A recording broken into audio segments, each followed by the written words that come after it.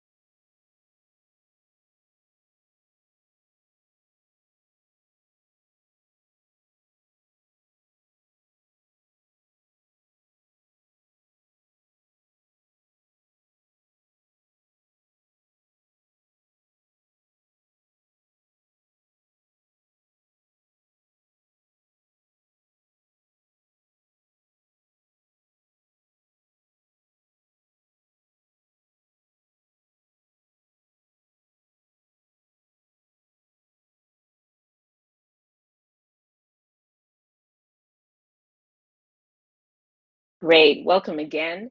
I'm the chairperson, Irsa Weatherspoon, and serving with me tonight is our first vice chair, Gail Mohammed, and she will be moderating the Q&A, as well as our second vice chair, Najani Granville. She will be doing the roll call as well as the vote polling. Thank you. So good evening again. So we are calling this meeting to order at 6:17. And at this time, I'd like to acknowledge any of our elected officials and our reps to speak at this time. I see that Mr. Raul Rothblatt is here from the 43rd Assembly Member's Office. Brian Cunningham, welcome. Thank you.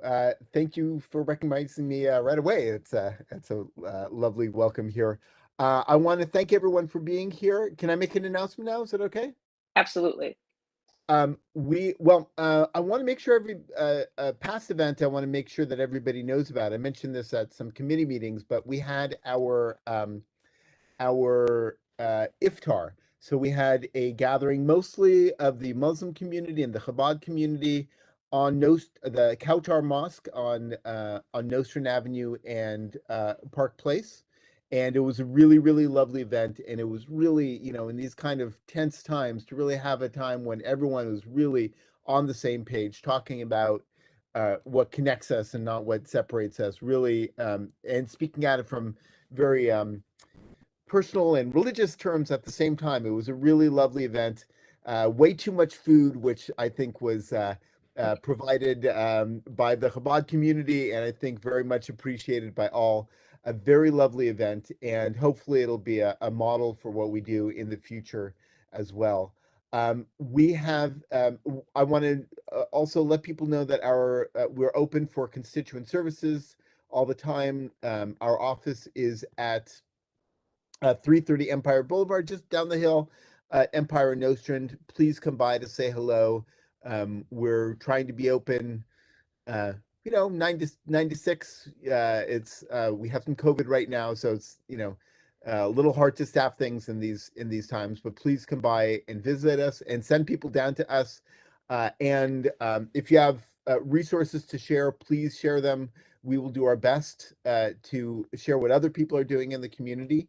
And finally, we have in 2 weeks from tonight, we have our Women of Distinctions event coming up at the Brooklyn Children's Museum. So please stay tuned for the details. We should be posting that. We have the flyer all ready to go. It's just we haven't posted it quite yet, but we would love to have many people from Community Board 8 there. It's been a busy time for legislation too, but I want to keep it short. Thank you for having me. Thank you all for being here. And that's it. Thank you so much for the invitation and the information, Mr. Rothblatt. Okay, and we Madam also, Chair, yes, yes, this is Gail Muhammad, and I'd like the people that are on phone to identify themselves. wonderful, thank you. That's the last 6465. You have to press *6 to unmute yourself.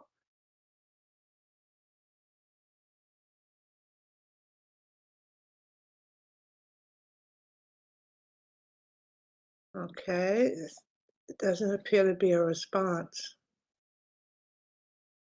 Hello? Do we have any more phone numbers? And that's the only one I'm seeing. Okay, Hello? all right. Hi, are you the caller? Yes, I called in. My name is Vanessa Griffiths. I'm a community crime victim advocate person, but I also live in the Crown Heights area. So I just Wonderful, wanted to thank you call so in much. to listen. Great, Thank you. we welcome you, thank you. Okay, also we have with us Alejandro with Council Member Crystal Hudson's office. Alejandro? Good evening, everyone. How's it going? Thank you, Great, Chair, thank you. for welcoming me. I apologize for being off camera. I'm having some work done in the apartment. So apologies for that. You'll be seeing my face No more problem. future Just meetings. glad that you're here. Okay. So I guess if I may share some upcoming events that we have with you all. Next Saturday, May 21, we will be having our monthly Coffee with Crystal event. This time around, it will be at it's called Penny House Cafe in Prospect Heights, and you can register. I'll send the link over email, and that can be shared as well with you all to register. We will also be having a housing clinic with Take Root Justice on the 27th or the 25th, Wednesday of May, and that will be also virtual, but everyone is welcome to come. And then following the presentation from the housing advocates at Take Root Justice and Impact, they will be open to taking constituent cases and referring people to legal services and helping them with their housing needs. Moving forward, we will also be having weekly housing office hours with Cuff in our office. So everyone, please stay tuned for more information on joining those and how you can sign up for an appointment. That is all from me, and I appreciate everyone for welcoming me. Thank you so much for the information, and we welcome you to stay on if you'd like on the call, on the meeting. Okay, do we have any other elected officials or their reps here with us that would like to speak? Yes. Assemblywoman Farrah Safan's office. Kevin Lawrence, district organizer. Just a few updates that we have from our office. We're doing constituent work. You can definitely reach us at 8057 at nyassembly.gov if you need any assistance. You can join Assemblywoman Farrah and Senator Julia Salazar. They're having a virtual town hall on Less is More Act, Monday, 5/16. I'm not sure what time, but if you can shoot me an email, I'll give you the times. And also we're having a mental health awareness event next Thursday, 5/19 at 6 p.m. Also, I can share the flyer, whoever needs it. And also we are partnering with the DA's office with the Cash and iPad for Guns, which will be at Emmanuel Baptist Church. I don't remember the date, but if you reach out to me at Lawrence K at nyassembly.gov, and I can give you all the flyers and updates. Thank you. Thank you. Is that Emmanuel Baptist on Lafayette? Yes, that's correct. Okay, great. Thank you so much, Mhm. Mr. Lawrence. Any other elected officials or their reps that would like to speak at this time? Okay, Ms. Mohammed, do we have any people that have questions? I'm not seeing any hands up. Okay, I just want to make sure. Okay, great. Thank you. Next up, we're There's going someone to. with their hands up. Sorry, Jahai Rose. Oh, thank you. Thank you, Ms. Pritchard. Mr. Rhodes? Hello, good evening. My name is Jahai Rose. I am the Director of Outreach from the Civilian Complaint Review Board. I just wanted to stop by to say hello to everyone. The CCRB is back to doing presentations, back to doing in-person presentations and in-person in-board meetings. Our last board meeting was last night, yesterday afternoon. They'll be taking place on the second Wednesday of every month. We will be sending invitations to the community board to please invite members of the public to attend. This is where you have the opportunity to speak about policing in your neighborhood, police accountability, and give us your feedback regarding what we could be doing better as an agency.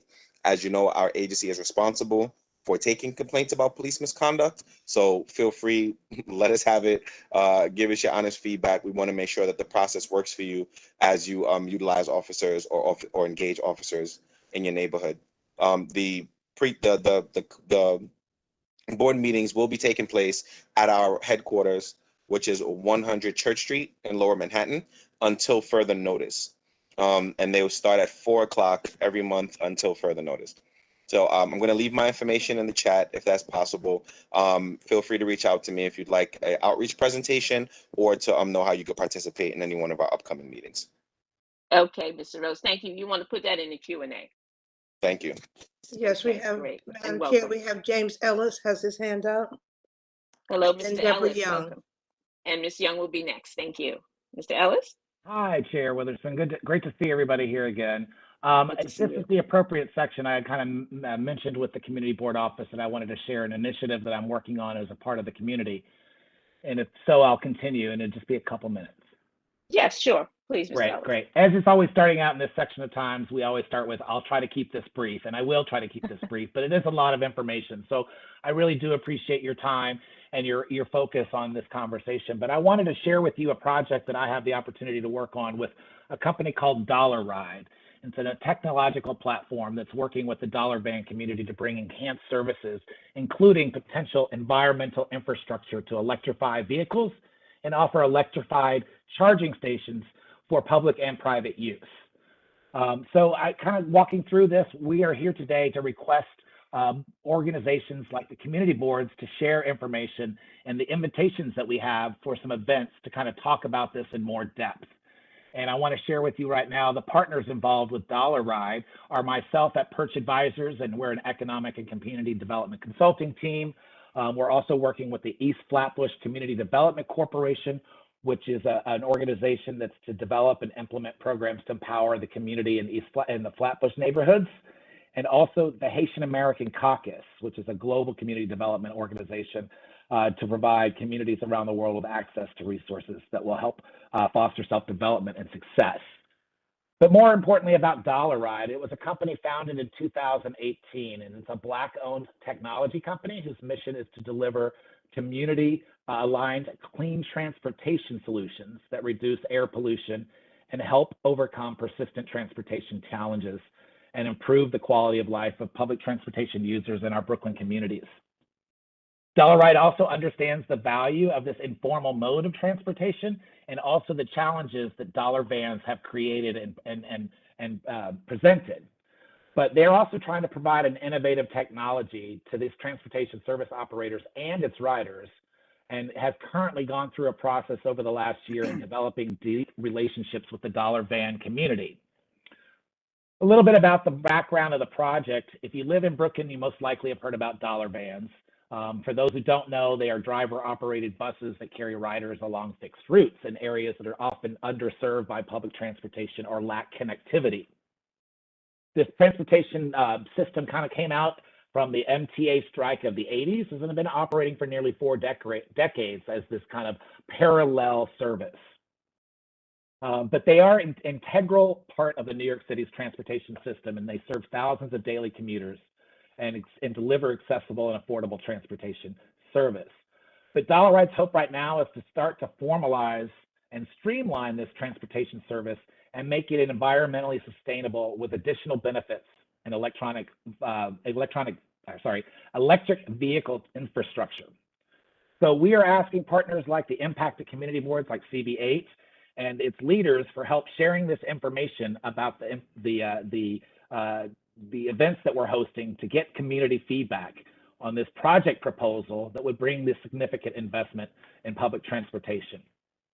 So what is this project? Well, Dollar Ride was recently named as a finalist in the Nyserda Clean Neighborhood Challenge, which if awarded could bring $10 million of investments in electric vehicle investments, including electrifying dollar vans, including mounting a digital platform that would allow riders to on-demand ride service, as well as digital payment options, and potentially even feedback loops that allow riders to share their experiences with the platform about drivers and vehicles and potentially their safety and accountability.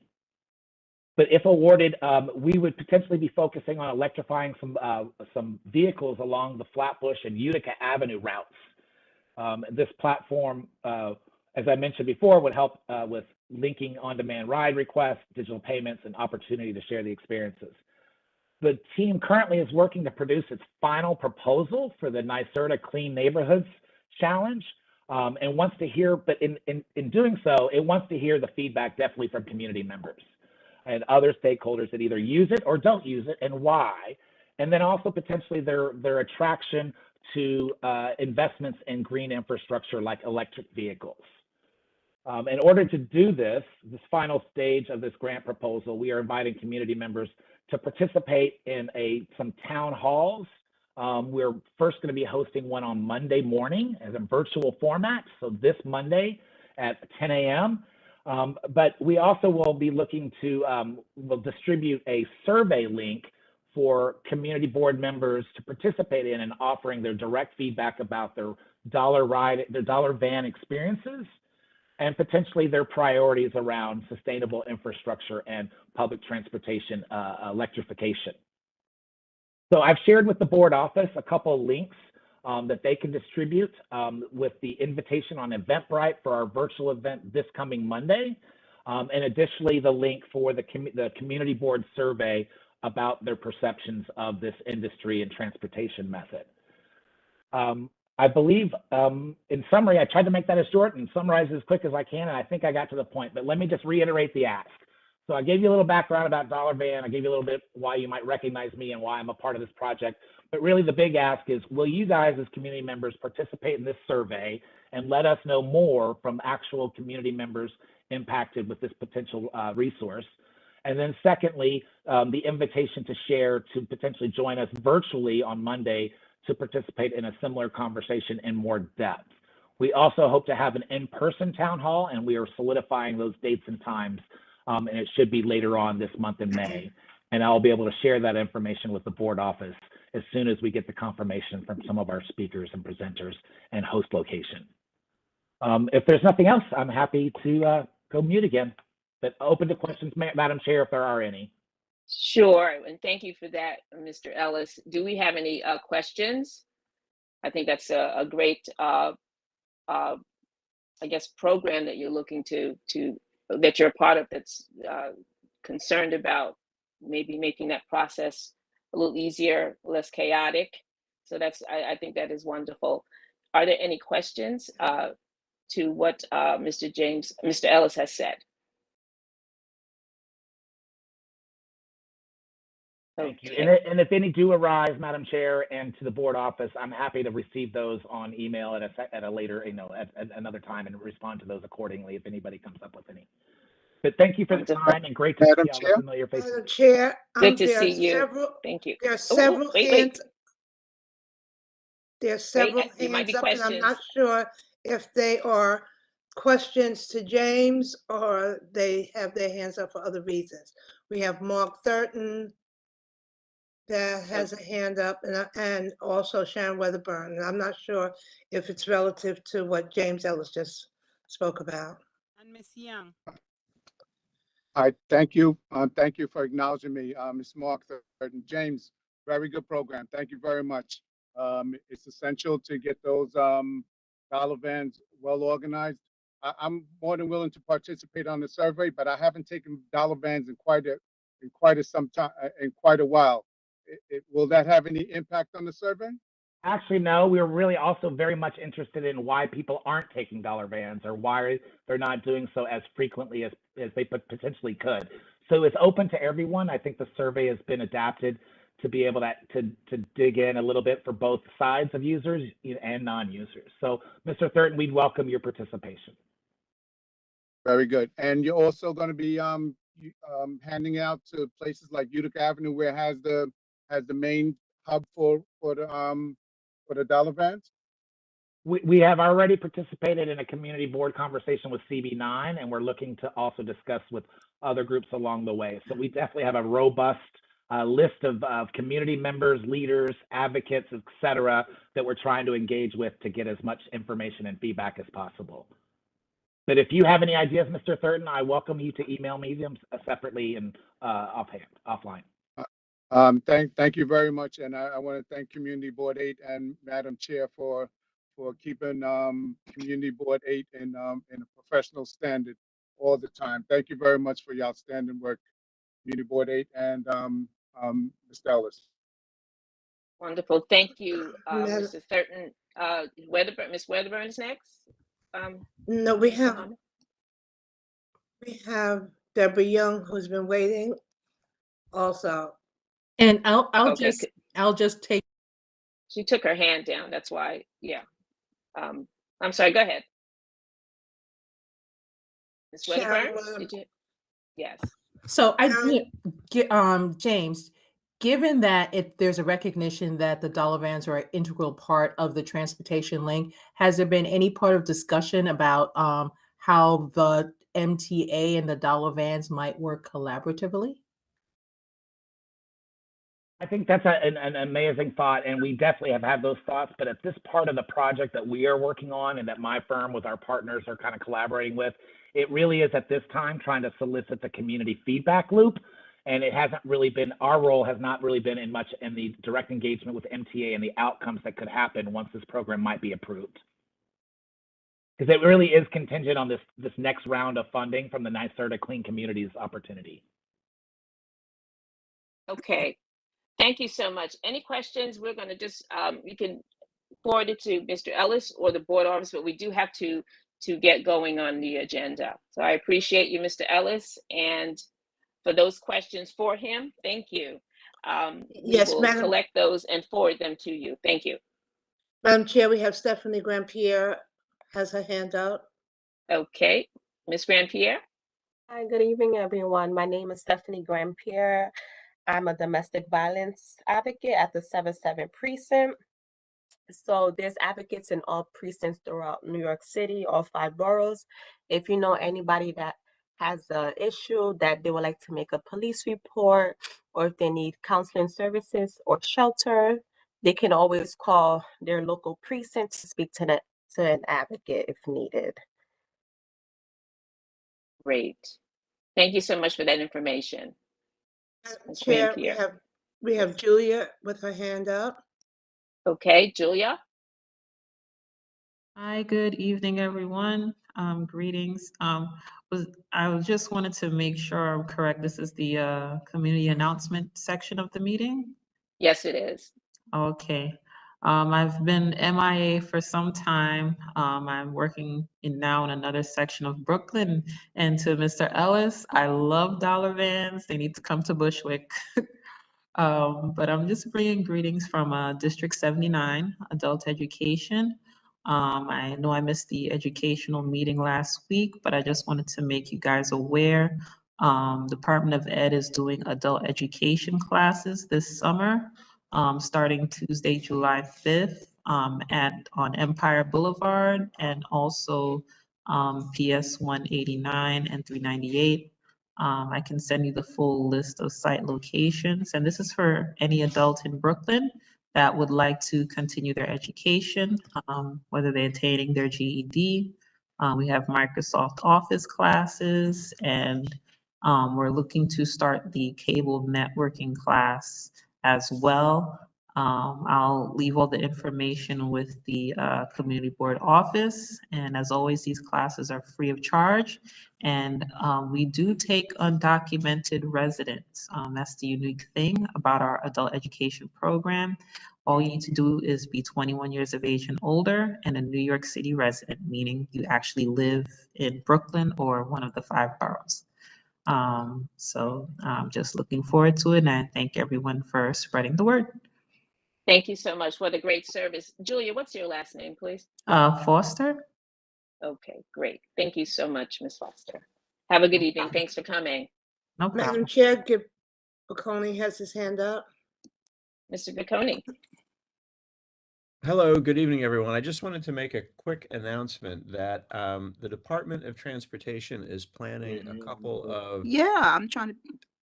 the Department of Transportation is planning a couple of street design initiatives in Prospect Heights. One of them is on Underhill Avenue, and the other one is on Vanderbilt Avenue. They're both street design improvements, and the DOT will be presenting on-street workshops on Thursday, May 19th from 2 to 5 p.m. on Underhill Avenue on the block between Prospect Place and Park Place.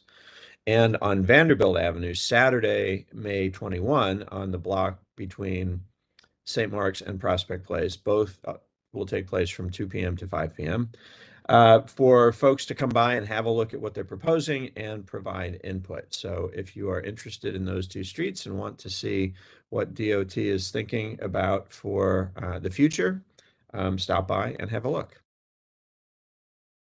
Great, thank you. Thank you for that information. Madam Chair, we have Alicia Pritchard. And don't forget about me now. I've been patient. Your hand keeps your hand going is up down. and down. Well, Go ahead, because... Ms. Young. Thank you Go ahead, very Ms. Young. much. I Thank didn't you. know. I'm sorry that my hand was I thought it was up, but then I didn't get called, so I was checking. So I'm sorry No for the problem. confusion. No Thank you, problem. everyone. I Deborah Young, Crown Heights North Association and Community Board 8. I just want to announce that Crown Heights North is celebrating its 20th anniversary, and we have a series of events coming up. But the one that I want to announce this evening and hope that people will come out and participate is the Shirley Chisholm Walking Tour that's being held this Sunday, May 15th. From 12:30 to 2 p.m. Tickets are $20. We'll be assembling in front of St. Gregory the Great Church on the corner of St. John's and Brooklyn Avenue. And we hope people come out. And our own chairperson, Ms. Weatherspoon, has coordinated, took the lead on organizing this. So we hope to see as many of you as possible. Thank you. Thank you. Thank you so much. Okay, Ms. Pritchard. Now, I believe I noticed on the Q&A that you are with the Brooklyn Museum, Children's Museum. I'm with the Brooklyn Public Library, Browell Park. I took over from Morris Denmark. So okay, so I think that, not to cut you off, but I believe that you have a presentation next month, correct?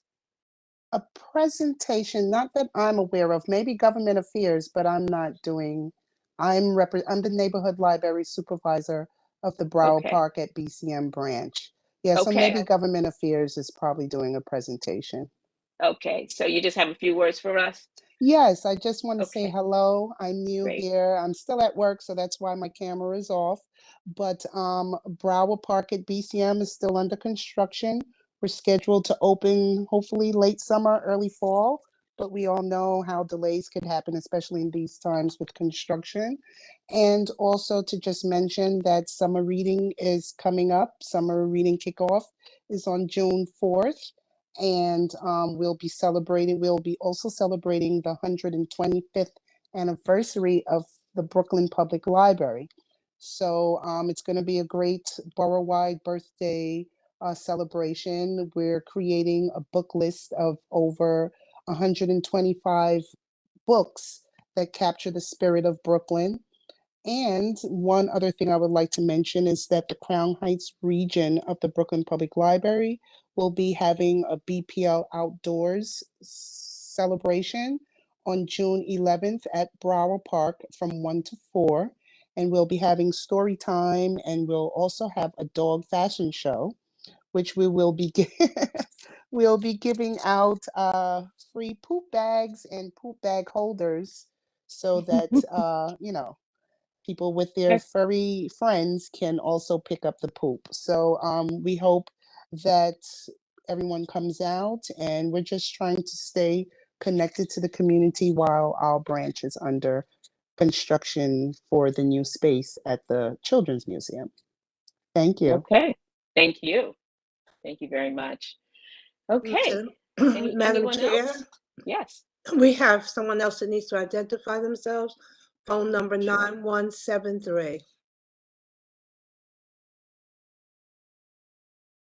Please press *6 to unmute yourself.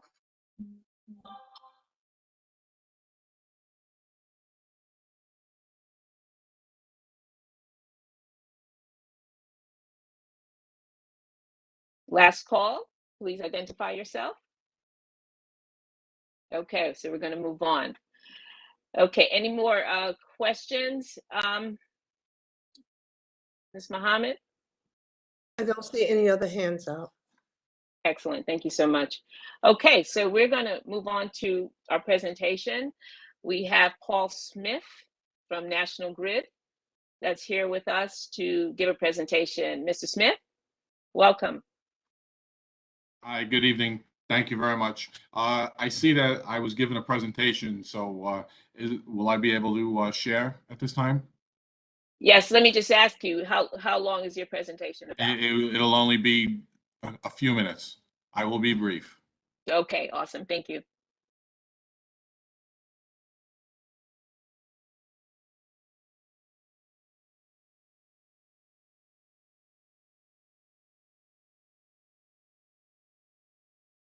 Am I sharing? Yes, you are. Yes, see you, Paul. Okay, thank you.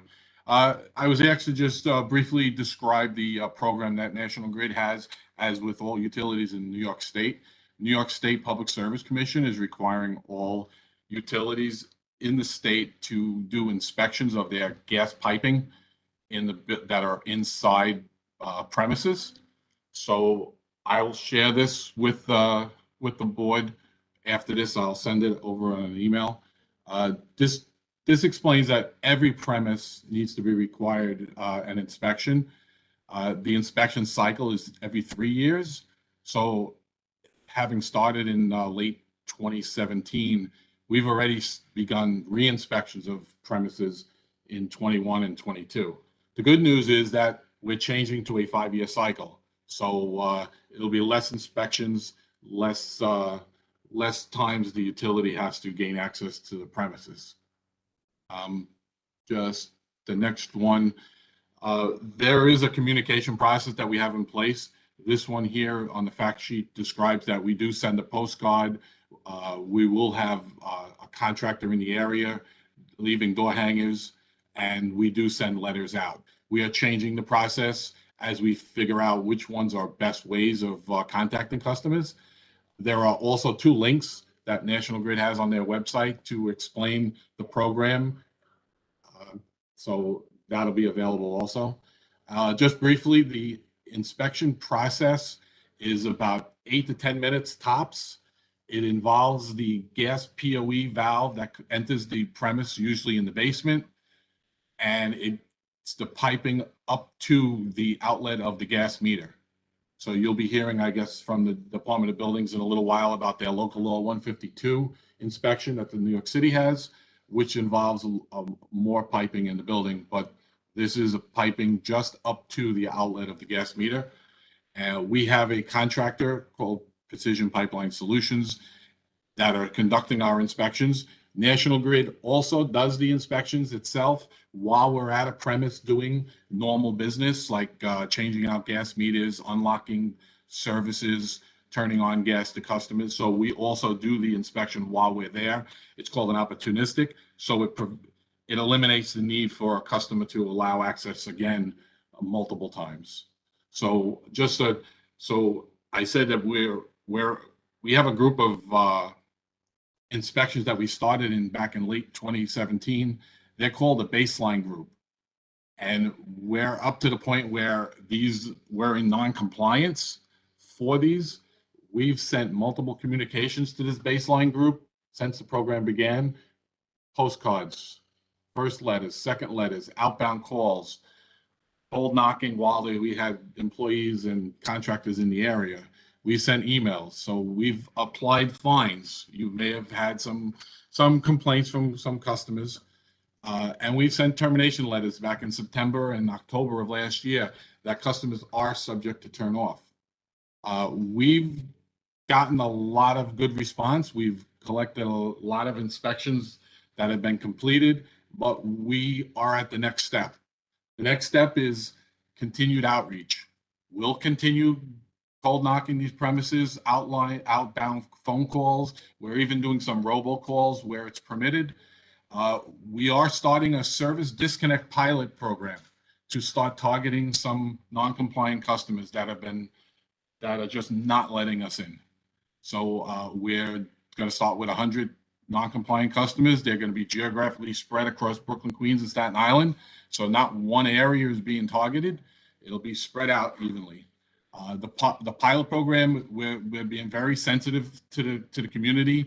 We're not including any accounts that are coded, elderly, blind, disabled, any accounts that are in the collections process. We're letting the collection process go through on its own. Any accounts that have a payment plan, we're not targeting for any shut off for safety reasons. So that is the program. I will send this over. Either Renee McClure will send it or I'll send it over afterwards.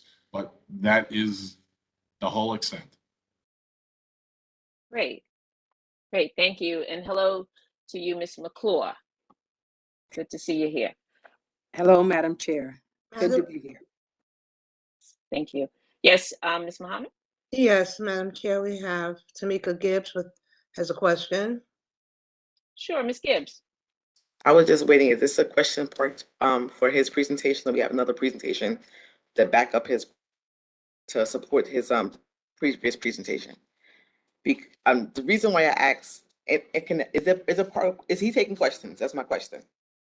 If you have a question, please go ahead and ask it. Yes. I'm not sure if you're aware, but I actually have been contacted by several of my neighbors on the block of the various several postcards of demand notice for allow access to people's homes. This community has been habitually known for predatory type of activities, whether it be one thing or another. On top of the fact people don't want people in their homes. Is Keyspan sending out some kind of, I think people will feel more inclined to allowing inspectors in their home, because I know from my home, I've had in the past 6 months, 3 different plumbers demanding entry into my house for inspection or face a fine. And that's just 3 random people, and I was home, but nobody's knocked on my door or anything. And my neighbors have had the same kind of postcards left over. Is Keyspan Actually, National Grid. I'm sorry. Yeah. National Grid's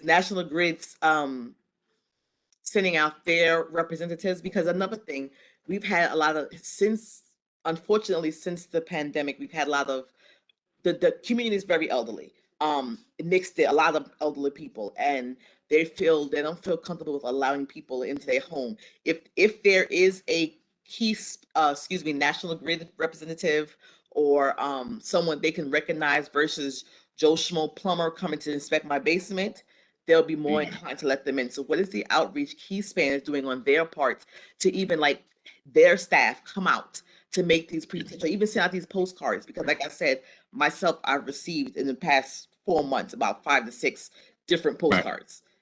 So yes, Ms. Gibbs, thank you. I neglected to include that on my slide. I had it also. National Grid has a contractor that does the work.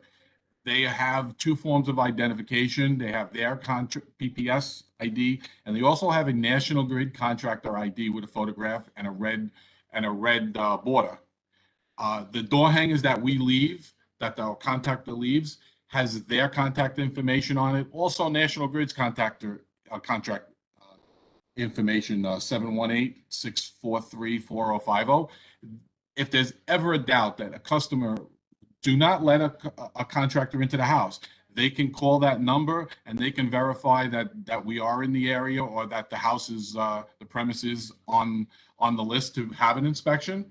And if they feel that the contractor should not be let into the house, they can also request that National Grid, a check for safety be done, and can schedule it. And a National Grid employee will schedule the appointment and come out to do the inspection. So we're very sensitive to that. We cover the bases. We double check our employees, our contractors, so there should be no hesitation. But if there is, you can always call National Grid and verify. Okay. And Paul, would you mind if I jump in on that? Yep. Sure, Ms. McClure.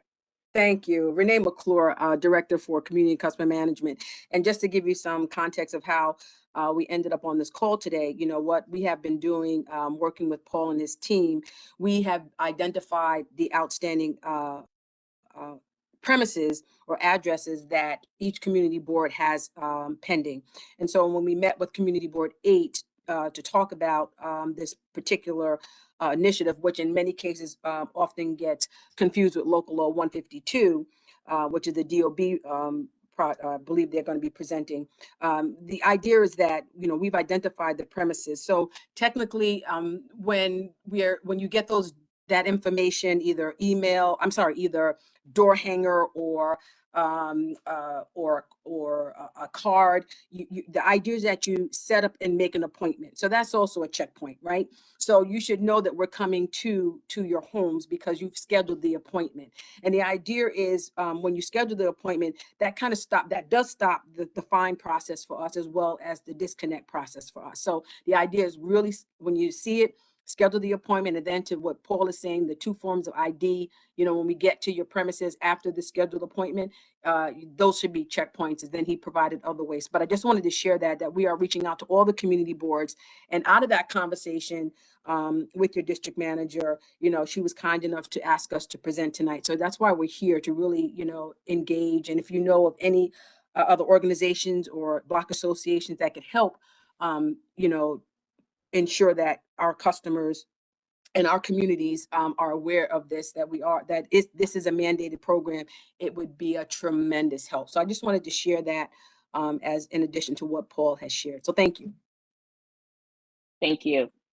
Madam Chair, we have Sarah Lazar with her hands up, and after Sarah would be Desmond Atkins. Wonderful, in that order. Thank you. Lazar? Yeah, hi. Thank you for the presentation. So you've mentioned premises several times, but I find myself a little bit confused. I'm also a member of the Crown Heights Tenant Union, and something that tenants sometimes aren't sure about is when somebody comes to the building, because a lot of landlords during the pandemic, when stopped paying either the gas or the Con Ed for the building. And then that creates an issue, that's separate from the Con Ed and National Grid bills that the tenants are also responsible for. And a lot of people fell behind during the pandemic. And so when people come knocking, it can get kind of confusing. When you say premises, do you mean that National Grid inspectors are going to be coming into apartments of apartment buildings, or are they going to be going just into the basement? What is a tenant's obligation to let people in? Yeah, the inspection is in the basement, and it's only on the jurisdictional piping that National Grid is responsible for, which is from the POE valve that's in the basement coming through the foundation wall up and including the gas meter. So the inspection is always in the basement. Now there are a few thousand, I guess, apartments, buildings in Brooklyn that have room set meters where the gas meter is actually in the apartment, sometimes in the bathroom or in the kitchen or sometimes in the living room. So they're called room set meters. Those room set meters need to be inspected as part of this program. So that's the only exception for where we have to go into the apartments.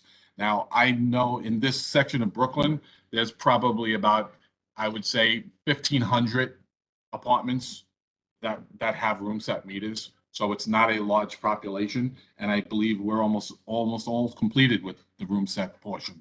So the inspection is in the basement of the jurisdictional piping, and it's called it doesn't have to be the owner that lets us in. It could be the super. It could be what we call the access provider. And if a tenant does not have access to the basement, they can provide National Grid or our contractor with the contact information of the building super, property management, and we will contact them and schedule the inspection. But we need all the help we can get, and as an account holder or a gas meter having an account, the person that has the account is responsible for providing access or the information for access. So we need all the help we can get, and we're getting it, but we're still a little behind. Okay, thank you for that clarifying information. Great, thank you so much. Mr. Atkins, please. Sure. Good evening, everyone. Mr. Smith, are you with PPL, Precision Pipeline Solutions? No, I'm a lead supervisor with National Grid, going back to the legacy companies of Brooklyn Union Gas. So I've been around a little while. Well, God bless you, but recently things have not been working so well. I'm just asking in general because I've already had this experience in Bed-Stuy at a property.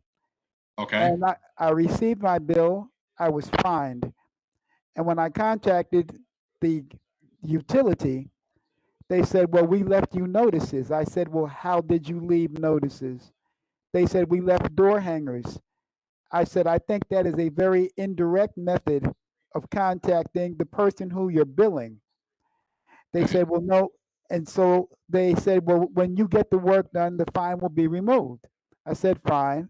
I set up a date. But I also called the Public Service Commission because when I attempted to schedule a date, the vendor, Precision Pipeline Solutions, was inundated. And their service got worse and worse with all of the property owners, landlords, and I guess tenants. I wasn't aware that people had apartment-based meters. So you had thousands of people trying to contact them. And as a vendor, they weren't prepared to handle the load. I understand that now that they've made some changes, but it was extremely frustrating.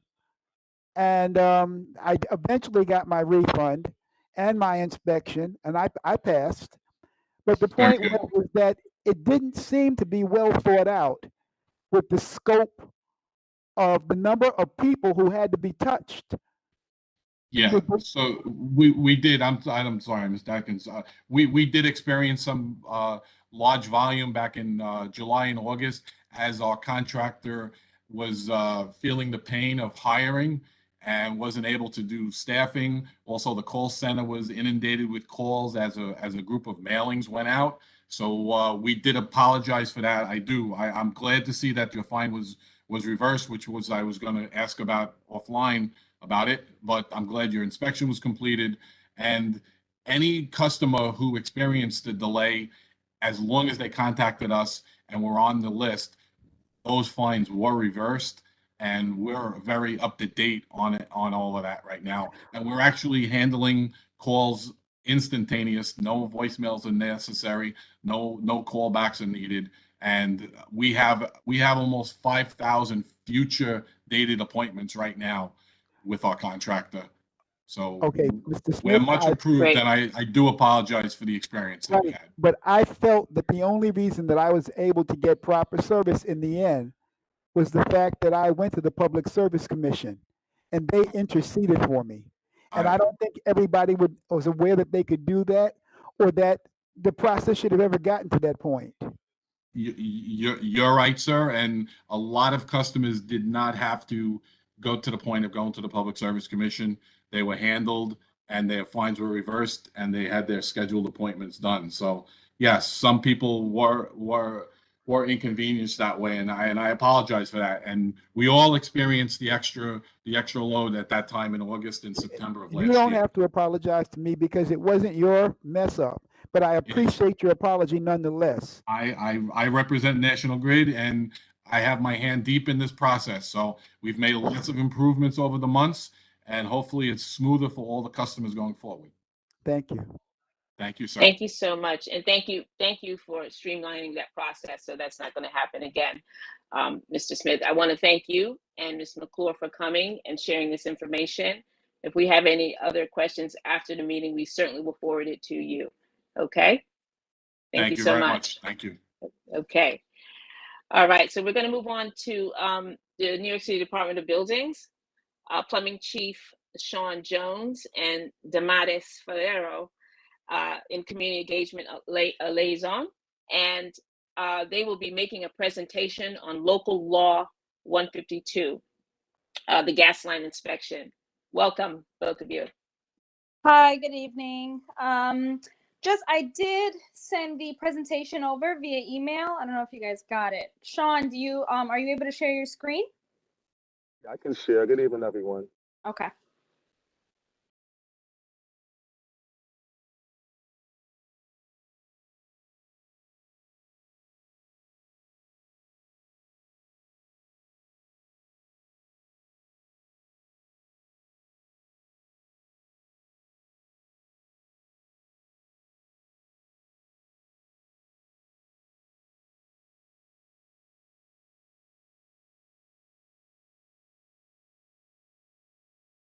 Okay, we could see it, Sean. Okay, great. Let me just put it in. Okay, good evening, all. Thank you for having us. We're going to talk about Local Law 152. Please feel free to ask questions as we go along. So Local Law 152 came into effect and was enacted in 2016. It didn't become law until 2018.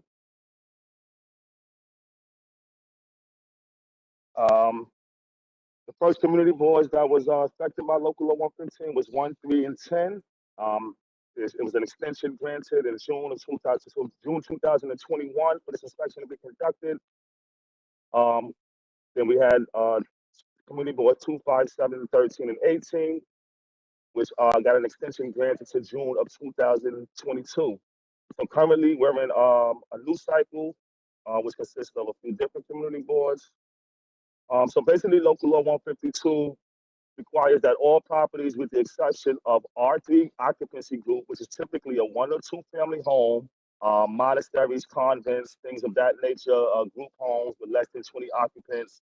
So pretty much, if you have a single family with a storefront, you're required to have the inspection done. If you have a 2-family with a storefront, you're required to have the inspection done. 3 families or more, automatically inspection. If your property is all commercial, you're required to have the inspection done. Now, very similar to what Paul's requirements is, Local Law 152 requires that you have the inspection done from the point of entry, which is where your gas pipe enters the building, or if you have a meter set outside, you have to have that inspection done at minimum. So let's say, for instance, you have a commercial space that's completely tenant operated, and you have a gas meter. The gas meter set up is inside the basement area, first floor area. At minimum, that point of entry where the gas first enters the building, and the meter setup has to be inspected. Any other piping or equipment or appliances that's inside the tenant's commercial space, we will not be inspecting, or the plumber will not be inspecting. Okay, and do understand, I think it was Ms. Gibbs, with regards to the flyers and the notifications that you will receive from licensed plumbers. That's solicitation, right? That's business solicitation, so they can basically get your business to conduct a local law 152 inspection. Unfortunately, it's not against the law for them to do so, but if you're receiving an influx of those from a particular company, you can always reach out to my agency and we can look into the matter. But they are trying to, make sure that, you all don't miss the deadlines. Because as you know, there's a $5,000 fine associated with not conducting this local law 152 inspection. And, we're not trying to issue these violations. I mean, in all honesty, right now, there should be a population of about 200,000 buildings that should have had this inspection conducted. We're only at 84,000 right now. So the volume of having inspections done are extremely low, and the inspection is extremely important. Within the last 6 months, we've had 6 explosions in New York City. And the sight of a gas explosion was not a pretty sight. So these inspections are benefits to all of us. And it do come with the unnecessary cost for property owners. But the overall thought of the average building's gas system might have been in there for 30 years. No one looked at the gas piping system. No one's ever inspected it or did anything to it until it was an issue. We want to avoid that issue from occurring. That's the number one reason for local law 152. Right, there's a lot of confusion with the law. Doing this, I completely understand. To be honest with you, it's probably one of the most poorly written documents I've ever seen. But the intent of the document is extremely important. All right, so there's been a lot of changes with the process of local law 152 over the time that it's been enacted. Right now, you can request an extension if you're financially not capable of having the inspection done within the allotted cycle. You can request an additional 180-day extension to have the inspection conducted, and you can do that all via our website, web-based portal. You can also, if your building gas service is currently shut off, and you don't have any appliances connected to the gas piping system, we're in the process of working with both National Grid and Con Edison for you to be able to obtain the necessary documentation from the utility company to provide to the Department of Buildings, showing and proving to us that your building doesn't have gas. And in that case, when you have that, you don't have to worry about having that inspection conducted. So that's something. Those are documents that you can provide to us on your own, outside of if a building doesn't have any gas piping at all in it, then you have to hire a licensed master plumber or engineer or architect to verify that information. So there's some great areas, but we're trying our hardest to make everything black and white right now. All right, so like I said, the overall portion of the inspection is to inspect all exposed gas piping within the building, outside of a tenant space. So local law 152 does not require for the licensed plumber or his authorized representative to enter a tenant space. Unlike National Grid and Con Edison, we do not require the inspection to be conducted for the room set meters. Only thing that's going to be inspected is the piping within the common areas of the building. So your hallways, if you have a laundry room, if you have a boiler room, your gas piping in the lowest level of the building that's exposed, that's not enclosed behind any walls or ceilings or anything like that. Those are the things that we're looking at. You have a barbecue outside, or a little fireplace, or a burner, something of that nature, rooftop units. We're looking to inspect those things right there, right? But anything associated with the tenant space, the apartment, anything like that, we're not looking at. The person that's conducting the inspection, they will do a gas leak detection survey inspection, and they're going to take their portable gas leak detector and they're going to wander around the apartment doors to verify that there's no leak, no gas seeping out of the apartment. But as far as entering the apartments, they're not required to do so. If you have a commercial building, 5-story building that has different commercial tenants, they're not going inside those spaces. If they have mechanical rooms on floors, then yes, someone will be inspecting those, but not within the space itself. Okay, and again, like I said, piping that's not exposed, we're not looking to have inspected. Okay, so the process is, as the property owner, you are required to obtain a licensed master plumber. Okay, these licensed plumbers, and then, Oh, sorry, 1 second, please. Whoever is not speaking, which the only one should be speaking right now is Sean Jones, please mute yourself. Thank you. Go ahead, Mr. Jones. so the process is, as the property owner, you're required to obtain a licensed master plumber. The licensed plumber is not required to conduct the inspection. You can have an authorized representative. That representative he's required to be certified in conducting this local law 152 inspection. So the individual that's coming to you, make sure that they have the necessary credentials. You can ask them for their documentation, their certification, which they receive from the accredited agency or school that they go to obtain to conduct this, to get the course. It's an 8-hour course that they have to sit in order to be able to conduct this inspection. Okay, we're not just letting anyone come in and do this. We want to make sure that it's a qualified individual that's making sure that your gas piping system is safe for you, your family, loved ones, friends, or whomever they're inspecting. Okay, you can always verify that the licensee is in good standing with the Department of Buildings by utilizing our license search tool. You can find out if they have any disciplinary actions against them. You can always also check the Better Business Bureau, right? The Better Business Bureau, all licensed contractors in New York City are required to register with them. And you can always see them, they all have a report card letting you know, other customers that dealt with them, they're giving them their praises, they're giving them their things that they're upset with. You can look into that information. I strongly recommend when searching for a licensee to do the work for you, that you get a minimum of 3 quotes, because the ranges for these inspections, they vary tremendously. Okay, I've seen a range for a 3-family home go from $600 to $2,000. So I recommend that you speak to a minimum of 3 individuals and come up with a medium. I strongly urge that. Okay. So when the inspections are being conducted, the property owner or the owner's representative is required to provide full access to all non-tenant spaces. So if a portion of the basement area where gas piping is passing through and it's locked, you're required to provide access to that. If you can't provide access to that, then that inspection cannot be conducted at that time. All right, you are responsible for providing access to all areas within the space that you are responsible for. And once the inspection is completed, your licensed master plumber must submit to you the gas piping inspection report, known as the GPS-1, within 30 days of the inspection date. Okay, that document you retain, you keep that document in whatever file you keep it in, because one day a Department of Buildings Plumbing Enforcement Inspector might show up and ask for the document. We'll give you 48 hours to produce that document to us so we can come back out and re-inspect. If you do not produce the document, you're subjecting yourself to a violation for failure to comply with the commissioner's order. We do not want to issue these violations, so please, by all means, retain your documentation and have it readily available when the inspectors ask for it. Okay, within 60 days of the initial inspection, you're required to submit the gas pipe and inspection certification to the Department of Buildings. That's the GPS-2 form. Okay, you're going to do that via our web-based portal. You have to data enter the information as well as upload a copy of the document. All right, we've been experiencing some issues as far as the different servers, the different internet providers that individuals are using.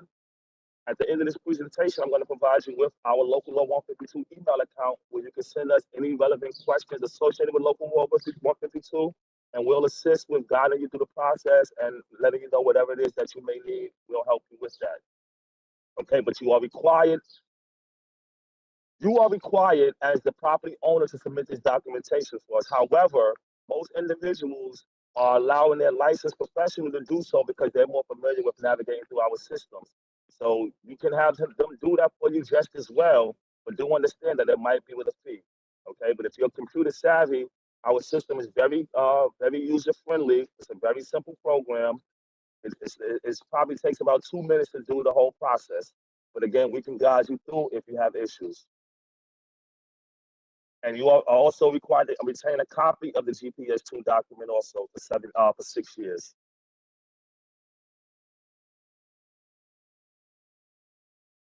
Okay. So what's gonna happen during these inspections, right? They're gonna be out. They're gonna be looking for. They're gonna be checking for gas leaks. They're gonna be checking for illegal connections, such as illegal bypasses. If one apartment had the gas service shut, and the owner or the landlord or the super decided to go and make an illegal connection to someone else's meter, they're gonna be looking for things like that. Things like that that they identify. Those are called immediate hazardous conditions, and they're gonna notify the owner. This is the inspector that's gonna do, or the person that's performing your inspection. They're gonna do this. They're gonna notify you. They're going to notify the Department of Buildings, and they're going to notify the respective utility company, which would be National Grid in this case. National Grid, 9 times out of 10, is they're going to come out, they're going to assess the situation. Strong possibility that if one of these things is observed, they're going to shut your gas off for that particular meter, or depending on where the gas leak is located at, maybe the whole building might go off. But that all depends on the situation. But again, that's what makes these so important, these inspections so important, because we're not out there, and the nose is not always the best sense of trying to figure out if we got a gas leak, right? So we want additional eyes on this, and I think it's a benefit. Excuse me, Mr. Sean.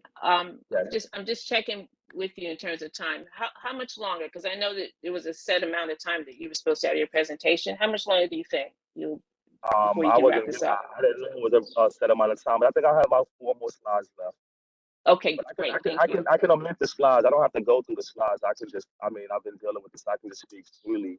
I mean, but if there's some specific questions as well, we can discuss those also. Because what I've spoken on, pretty much honestly, is the bulk of it. I gave the information as to what needs to be inspected, who should be conducting the inspection, and what's the owner's responsibility. So, I mean, if there's any questions or anything like that, I would like to just, like I said, also, as far as the making corrections to the conditions that's going to be observed by the contractor.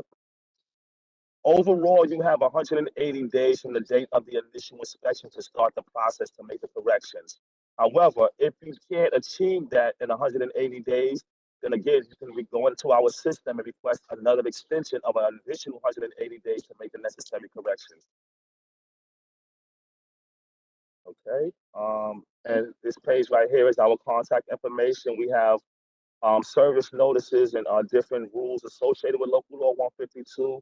We have a fact sheet, a frequently asked questions sheet that is constantly updated because, again, not only is Local Law 152 new to you all, it's new to the Department of Buildings as well. Okay, so every day, for the most part, there's a different scenario that we might encounter, and we update the FAQ just so everyone can be aware of those different changes and be on the same page. If you have any questions or concerns, you can always call my hotline at 212-393-2557, or you can reach us at our Local Law 152 email account. As well as the Department of Buildings, you can reach out to our help form with any general questions that you may have. To report, I'm sorry, go ahead. No, go ahead. Go ahead. Sorry to cut you off. Go ahead. To report a leak, I strongly recommend that you call 911 if you ever have a sense that you might have a gas leak. Call 911, and in turn, 911 will call the utility company to come out to assist them in that situation. You have any questions? Thank you for your time. Well, thank you so much. Thank you for that information. And the district office has this information, correct? The slide? Yes, I sent it Awesome. via email to the main email. Okay, so we can always submit it to our audience. Thank you so much, Ms. Valero and Mr. Smith. Thank you for coming out this evening. Thank you so much. Okay, so I want to acknowledge a few of our electeds that have arrived. I would like to invite Ms. Forrest from the 57th Assembly member, 57th District, sorry, Assembly Member Forrest. Would you like to share some words with us?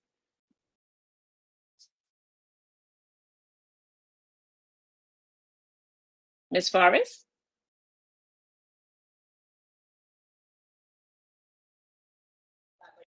Miss Ford. There you go. Oh, there you go. Hello. Hi everyone. Assemblymember Forrest. I know, and I represent District 57, represent parts of Prospect Heights, Clinton Hill, Fort Greene, and Crown Heights.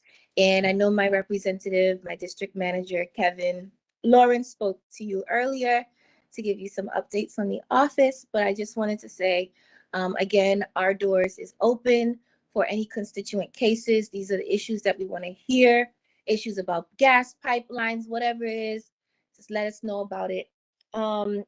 As far as any Albany updates, the budget passed in April, but now we are passing all the legislation that we need to pass to make sure that all the things that weren't covered in the budget are covered now. When, of course, our biggest, my office biggest priorities is good cause bill, which really tries to prevent rent hikes and really look at the renewal of leases, and that the only reason why someone wouldn't get their lease renewed is unless they're a nuisance or something crazy, which we could always involve a judge into. And so that, and also treatment, not jails, which deals with mental health in the jail system. If these are bills that you care about, please call me, call everybody, call the speaker, call everybody, because we really need, our communities really need the protections that are provided by good cause, and also treatment, not jail. I see my other colleague, higher colleague, Senator Bridgeport, on the line. We're really working hand in hand to make sure we deliver for our communities. If you have any questions, we're here, okay? Thank you. Wonderful. Thank you for being here. Okay, well, you sort of made a little introduction for us. Senator Bridgeport, welcome. Have some words for us? Thank you, Madam Chair. I will echo Assemblywoman Forrest. One of my top priorities before session ends in the next 3 weeks and we stop voting for the year is the good cause eviction bill. And all support for that is appreciated. It really will do a lot to, fight back against gentrification in our communities by, slowing the growth of rents and preventing, non-renewals of leases.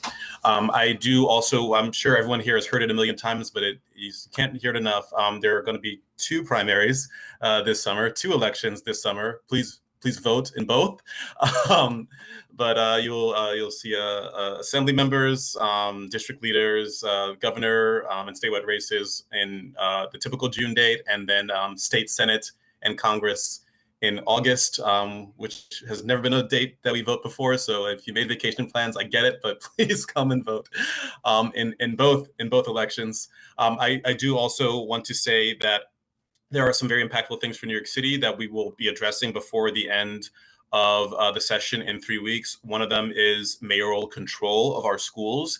It is set to expire at the end of this school year, and it is dictated by state law. So we are going to do something around it. We're working at a range of models versus extending it as is for 4 years, which is what the mayor has asked for, versus extending it as is for a different number of years, or extending it in a different way with different parameters. I'll send out more information to you, Madam Chair, later, but the caucus in the state legislature will be doing a listening session next Thursday to just hear from what y'all think about mayoral control of our schools and what your opinions are before the state legislature does something to extend it in the next 3 weeks. And then affecting our housing stock, the 421A program expires as well, and there is a chance it may be extended in some capacity. Some of you may know was rebranded as 485W, but that we did not move that in the budget. So would love to hear constituent opinions on that, essentially the model of what it means to give tax breaks in exchange for a so-called affordable housing. But please reach out to our office with your opinions, as it's very helpful when we're talking in the legislature to be able to reference what our constituents are saying in the district. And that is it. Like the assembly member, my office is always open and always appreciate your feedback. And thank you for the time to speak, Madam Chair. Wonderful. Thank you for being here, and thank you for that great information. Okay. Madam Chair? Yes. Yes, we have a hand up, Celeste. Hello, Celeste. Hi, how are you? Nice to see you, Mrs. Witherspoon, and everyone. I had a question. Is Mr. Jones from the DOB still here? Or did they leave? Actually, Mr. Smith, I think he left already. Did you have a question? Well, I was wondering if anybody knows if the DOB or National Grid finds a violation or deems a repair necessary, is that repair something that is covered by homeowners insurance, or do they recommend, I know there are these additional, like home serve, you can purchase additional coverage for external gas lines, but does anybody know if that type of repair is something that's covered by homeowners insurance if you have to make it? Well, they all left the call. both Paul is on the entities, line. but is This is Paul Renee. still here? Oh, okay. Is he? I don't see Paul. Paul, if you can hear us, can you perhaps answer the question? I didn't see him. I didn't see him there. I see him there. He's there, or maybe he stepped away. He is? Yeah, he's there. Oh, okay. He stepped away. Okay. All right. We'll try to get that. Celeste, if you could wait, if you could just wait, when he comes back, we'll have him address it, okay? Thank you. You're welcome. Ms. Mohammed, any other questions? I see no other hands. Wonderful. We're also waiting for Assembly Member Zinnerman to arrive, but meanwhile, I just want to know, do we have Gabriel Jameson here? That was our next presenter. Are you here, Mr. Jameson? Okay. All right, so next order of business is the roll call. So we'll do the roll call. Ms. Najani Granville, can you do the roll call, please? Good evening. Good evening. Kermani Allison.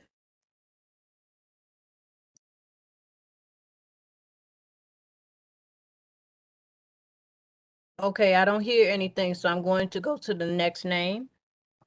Linda Andrews. Present. Desmond Atkins. Present. Lisa Atkinson. Present.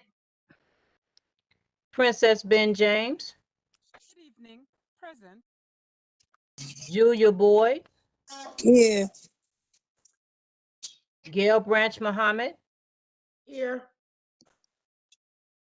Robert Callahan. Yep. Nora Daniel. Here. Diane Duke.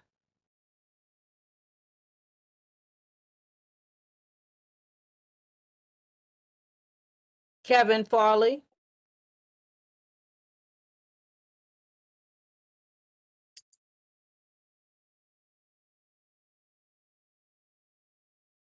Andrea Ferris. I'm not hearing anything.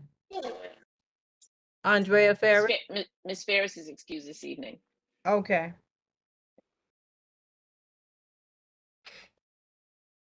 Drew Gabriel.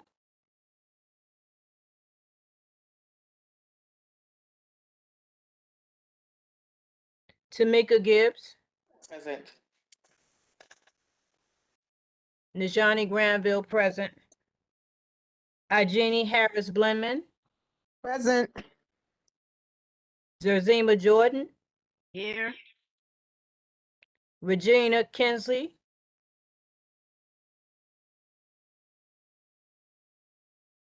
I see Miss Kenzie's name here. Okay. No, she's here. Frances Langley. Here. Dr. Sarah Lazure. Here. Forgive my mispronunciation, Mario LeMay. Morella Main, yes, here.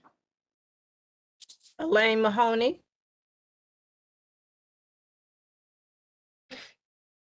Elaine Mahoney. Quasi Menza.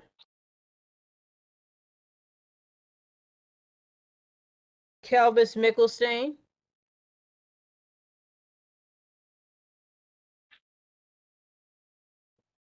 Fiora Ortiz Joyner. Present. Alicio Nacenzo. Present.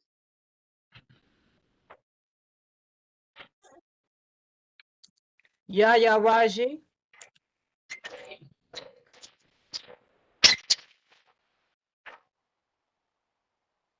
Celine Rosado.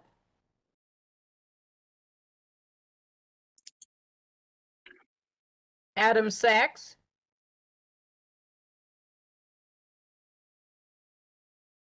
Brian Saunders.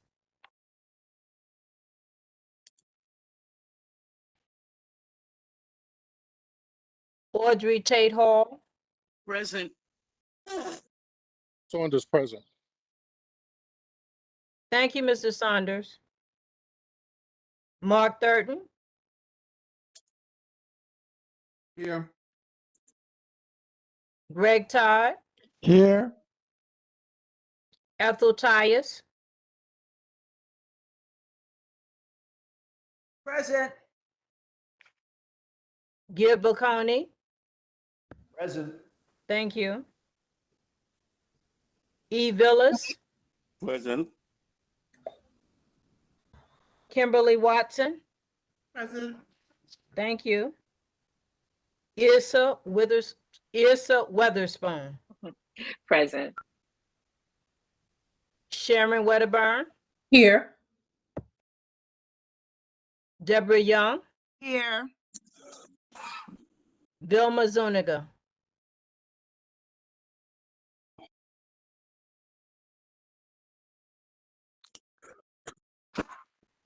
I see Ease Villas. I didn't hear his name. And Yes, Quasi- I'm here.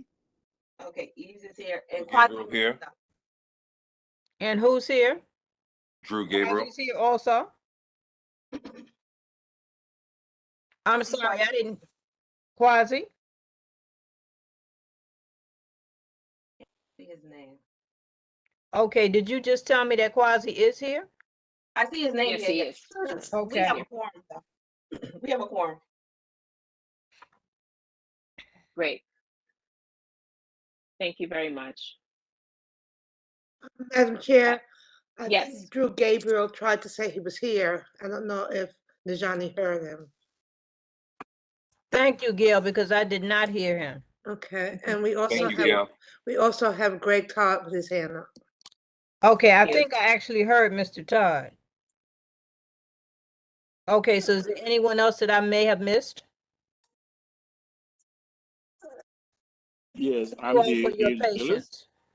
Yes, I have you down. Thank you for your patience and forgive me if I mispronounced your name. Oh, Well, me? thank you very much. Thank you, Ms. Granville. So we do have a quorum. Celeste, are you still here? Yeah, I see you. Paul Smith, he was here and he just left. Can you contact He's the here. board office? Oh, he came Paul's back? here. He came back. Okay, he came back. Okay. Okay. Mr. Smith? Yeah, sorry, I left the room. It's okay. It's okay. Celeste, can you repeat your question to Mr. Smith, please? Sure. I had a question about the upcoming DOB and National Grid inspections. If they find a violation or deem a repair necessary, is that repair something that's covered by homeowners insurance? Or do you recommend homeowners purchasing additional coverage like through HomeServe before the inspections take place? I'd have to say that some homeowners policies do have riders that cover like infrastructure and main utility lines within the premises. HomeServe, I believe HomeServe is on for appliances, and then don't cover or service pipe work. So you'd have to carefully look at the details. But some homeowners policies do have riders that cover utilities inside. Okay, so maybe check with our homeowners insurance. What about this? Yes, that's my suggestion. Yeah. Thank you. And Thank Madam you. Chair, just Yes. want to, I just want to, it's very confusing between DOB and National Grid, and we just want to make sure if everyone is really clear on the differences. And if we can, just want to make sure. Thank you. You were sound like you were doubling up in your voice there. All right, thank you. Did everyone hear Ms. McClure in terms of being sure not to confuse DOB and National Grid? Great, thank you. Madam Mr. Chair, Todd, yes? we have some hands up. Yes, I'm gonna, Mr. Todd's hand has been up for a bit. Yes. Greg Todd? Yes, yes. I don't know if it was brought out in the presentation about the DOB gas inspections, but according to the local law 152, it only applies to 3 or more buildings with 3 or more apartments. So if you own a 1-family or 2-family house, it does not apply. Is that clear? I don't ever recall anyone mentioning that, but it's what the law is. So if you Yes, have a Mr. 1-family or 2-family. Yes, you are correct. But just remember that the New York City Local Law 152 is for the 3 or more and commercial establishments, but the New York State Public Service Commission for the utilities is every utility, every premise. Right. So I can see that's another way that's confusing because one applies to 3 or more other to all buildings. So they're correct. Another point of confusion. Thank you. Thank you. Which Who's next, one? Ms. Mohammed? Oh, sorry. Who's next, Ms. Mohammed? Have Tamika Gibbs and followed by Fior and then Ethel Tyus. Okay, great. Thank you in that order. Ms. Gibbs? I have a question because I listened to both presentations in depth. Is it possible, somebody has somebody's phone, I hear echo as well. But is it possible the homeowner can get one licensed plumber and do both the inspections because they're basically exactly the same? Because I'm hearing money coming out of the homeowner for 2 inspections that are basically doing the same thing. Yeah. So the Public Service Commission safety inspection by the utility does not cost the homeowner anything. It's a safety inspection conducted free of charge by the utility. However, if you do have a 3 or more family building covered under the local law 152, and you do the inspection with a licensed plumber who is operator qualification 87, OpQual 87, he can do that inspection with the National Grid app, and that will count towards the utility inspection that's required by us. That's what I was concerned about because Crown Heights has a lot of 3-family homes. I own several of them in the area. My family does, and that's what my question was. Thank you. Yep. So as Sean Jones mentioned, to shop around and get the best price, you should also look for a plumber who is operator qualified with Task 87, because if he uses the National Grid app to complete the inspection, which is streamlined for the GPS 1 and 2, it can also count towards that. So, and that's another way National Grid is trying to eliminate multiple visits and multiple inconveniences to the customers. So, thank you very much, and lead with that. Thank you. There you go. Have a good night. Thank you. Thank you. Ms. Joyner? Thank you, Madam Chair. Forgive me if I missed this, but what is the deadline for both inspections? The utility Public Service Commission requirement is on a 3-year cycle, so every address is different depending on when it was last completed. The New York City Local Law 152 is based on the Community Board, which is every 4 years. Okay. Thank you, Ms. Tyus. Thank you, Madam Chair. I do recall Mr. Jones mentioning that for Local Law 52, if it was class 1 and 2 families, the number of units, and even if it's a 2-family, if it has a commercial ground floor, it would be subject to the inspection. So even if it's just a 2-family, If it has a commercial use on the ground floor, then it would need an inspection. And That's correct. On his slide, it said buildings classified as part of the R3 occupancy group is exempt. So you'd have to check your finance, the New York financial records, finance, and see how the building is classified. Correct. Thank you. So that information is also available on the Department of Buildings website. So if you have that as an owner, you want to double check. There you go. Quick question. Thank you. Who's speaking, please? Oh, Corey. Okay, Corey? Yes, I'd like to know if you believe that your inspection was conducted already, how would you like verify? Is the utility? Someone from the inspection? someone from the gas company came and looked at my meter. I believe it was in January or so. And Yep, they so did it inspected, but I don't know, but I'm still getting those flyers in the mail. I guess it's solicited. If it's from National Grid and you're still receiving it, then that means the inspection was not completed.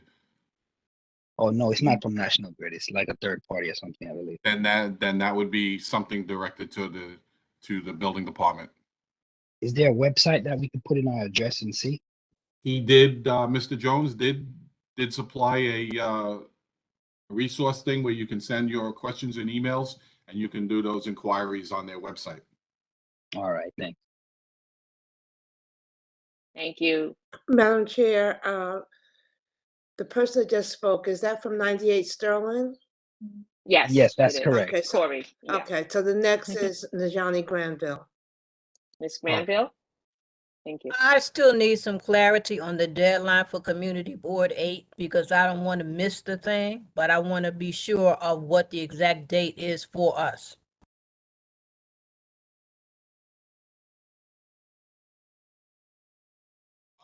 That's something you have to direct to the building department with questioning for Community Board 8. Is Community Board 8 due this year?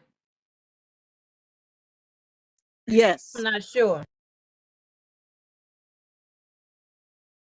Ms. George, did you say something? Yeah, we can add Mr. Jones's presentation to our website tomorrow with all the information. So all the links, phone numbers will be up on our website tomorrow at brooklyncb8.org. Wonderful. Thank you. Celeste, I think I cut you off. Did you remember what you wanted to say to Mr. Oh, Smith? thank you. No, I think I got my question answered. Just to clarify, homes that are the C of O is 3 or more will be getting an inspection by the DOB. And if it's a 1 or 2 family home, you'll not be getting an inspection by the DOB, but National Grid will be coming in to check. Is that correct? That is correct, but you should double check your classification for your building because you can have a one-family building with a commercial space or something that's deemed on the first floor that requires other than the R3. So you should double check your classification. Got it. Thank you. Great. Thank you so much. Madam Okay. Chair, Yes. Tyus's hand is up. Do you still have a question, Ms. Tyus, or is No, I that have, leftover? just want to share some information. I'll take my hand Okay. down. The Crown Heights North Association website lists eligible items for the New York State Historic Preservation Tax Credit, and it includes plumbing. I would ask that the person who was inquiring about the costs for if there were repairs needed to the gas line, to take a look at that. The state and federal historic preservation tax credits are only available in areas considered to be distressed census tracts, meaning most of the people in the area make below the area median income. So there's that. And I would ask that whoever's interested in that option to check the State Historic Preservation Office website on the preservation tax credits. There'll be an up-to-date eligibility list there. If you're renting part of your property, you can also get a federal tax credit. So, but all of these things have to be applied for in advance and then reported on after the work is done. Thank you. Thank you for that information.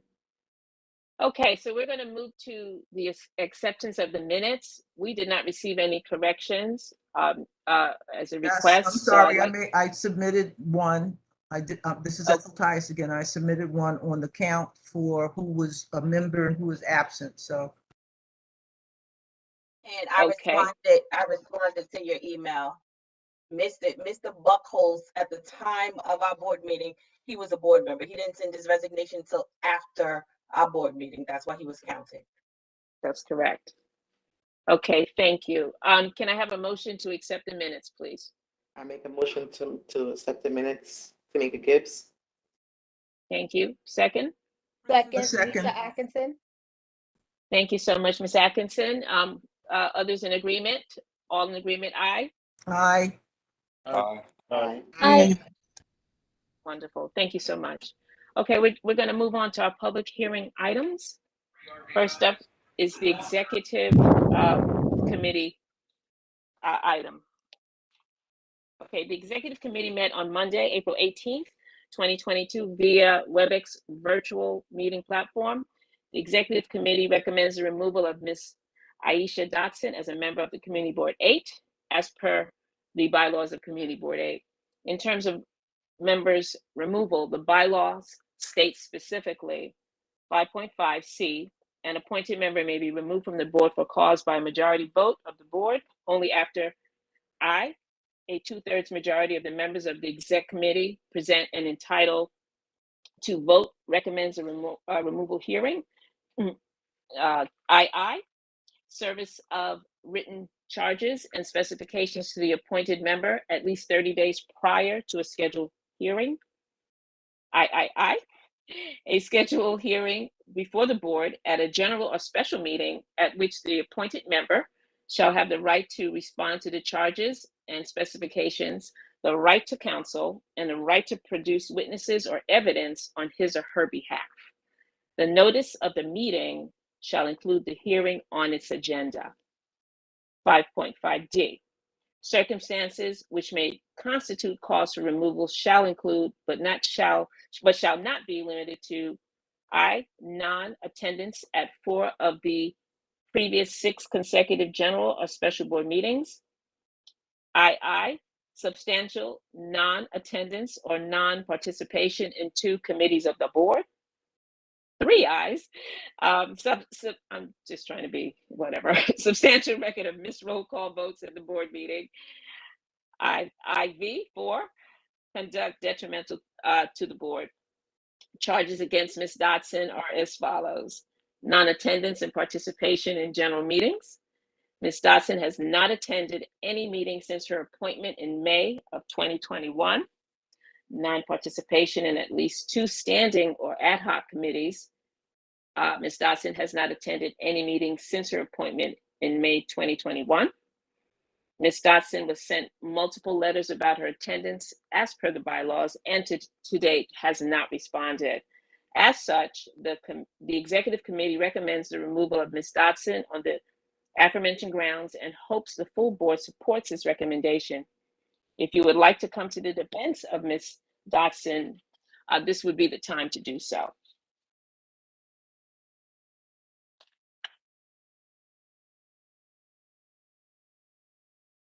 Do we have any comments or concerns or questions about this item? Madam Chair, this is Ethel Tice. I must Yes. say, I appreciate the work that the staff has done to deal with this. We have to have all eyes on the prize in this community, and people who occupy a space on the community board without actually serving on the board are just clutter. So thank you. Thank you. So with that being said, I'd like someone to make a motion and a second, please.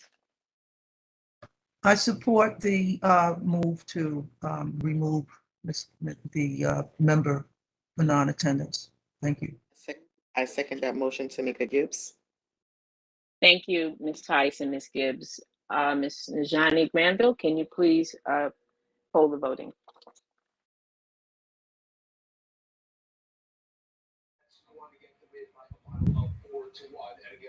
Kamani Allison.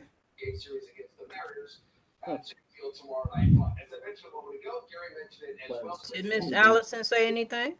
He's not here this evening. Oh, I'm saying, oh, my goodness, sorry about that. Okay. Linda Andrews. Yes. Desmond Atkins. Yes. Lisa Atkinson. Yes. Princess Ben James. Yes. Julia Boyd. Yes.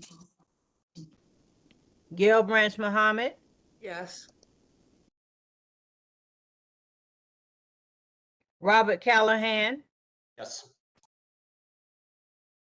Nora Daniel. Yes. Diane Duke. Kevin Farley. Andrea Ferris.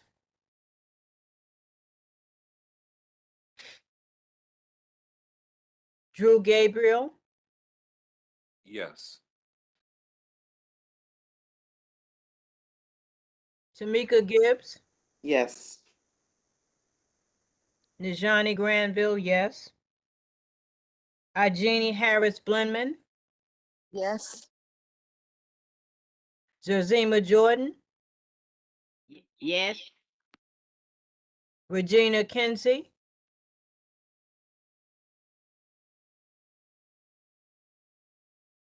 Francis Langley. Yes. Dr. Sarah Lazore. Yes. Mariella May. Yes. Elaine Mahoney.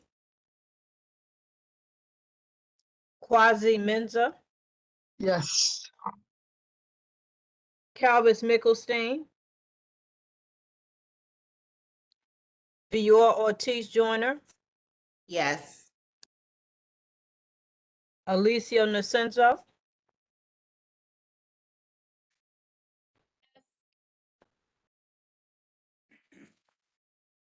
Yaya Raji.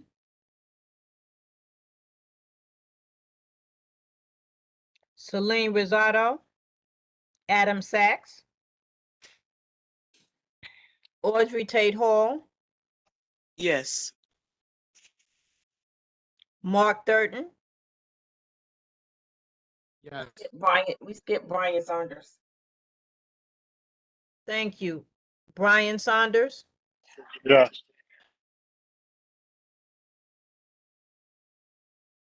Greg Todd. Yes. Ethel Tyus. Yes. Sorry to interrupt. Quick integer there. Excuse me, sir. We're in the middle of taking a vote, so you have to hold your Okay. question. Thank you. All right.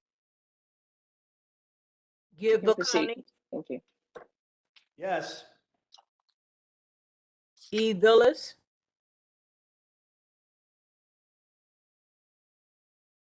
Mr. Villas, are you still there? Kimberly Watson. Yes.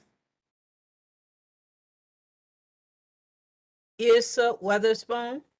Yes. Sharon Wedderburn. Yes. Deborah Young. Yes. Vilma Zuniga.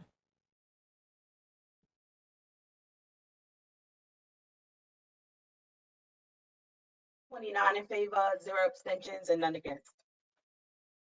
Thank you so much, Ms. George and Ms. Granville. Uh, uh, we do have an agenda, Corey. So did you have a quick question? No, a party reached out to me that they were muted throughout the entire meeting. When it came to voting and stuff, they're muted. So just check on who's muted. Someone reached out to you. Is that what you're saying? Yeah, Regina. She said she's muted. I don't know if someone could unmute her, so I don't know. Okay. So did she happen to tell you what her vote was? No, I didn't ask that. Okay, I'm just. I don't Okay. see that Regina's muted. She's unmuted here. Regina, can you speak? She's not muted. Ms. Kenzie? She's not muted. I think she left a message or something. Maybe it's her phone. Who knows? Okay. Well, thank you for that. I appreciate it. All right, you're welcome. Okay. All right. So we're going to move on to our next item, and that's the Land Use Committee. So I'm going to ask Ms. Weatherburn, Chair Weatherburn, to do the item. Thank you. Good evening, everyone. The Land Use Committee met last Thursday, May 5th, using, of course, WebEx, our virtual platform, Hey virtual meetings. And we discussed two items, one of which we will be presenting for a vote today. Application for review of proposed window replacement at 1436 1440 Pacific Street, which is located in the Crown Heights North Historic District. LPC matter 22-09230, which applies to 1436 Pacific Street, block 1209, lot 29, LPC-22-09231, which is applicable to 1440 Pacific Street, and block 1209, lot 31, for your references. Mark Markowitz, on behalf of the owners, presented the plan for window replacement at two adjacent buildings on Pacific Street, 1436 and 1440. The total street frontage of the two buildings is 66 feet. Each building is 33 feet. The application is to receive forgiveness to legalize work already completed on window replacement. The owners have been working with the Landmarks Preservation Commission, LPC, on many aspects of the renovation of this building destroyed by fire. The owners used the adjacent building in the Landmark District, 1432 Pacific Street, as reference for the window replacement. They are aware, the applicant, that they should have contacted LPC before replacing the windows and agree that this was an oversight on their part. The windows in their buildings match those at the adjacent number 1432, where the windows were approved by LPC. Crown Heights North Association, China, submitted a letter withholding support for the window replacement presented by the applicant because they neglected to reach out to LPC before proceeding with the replacement. China recommends the committee would withhold support unless the applicant is willing to fully restore to the original form. The applicant noted that New York City buildings in a historic district with over 40 feet of street frontage can replace windows as they did. They assumed the two adjacent buildings, identical in design with 60 feet of street frontage, would allow them to proceed with the windows without LPC approval if they matched the third adjacent building. A motion was made and seconded that the committee withhold support for the window replacement as proposed by the applicant. The motion passed 11 in favor, 6 against, with 1 abstention. And we ask the entire board to support our recommendation that we withhold support.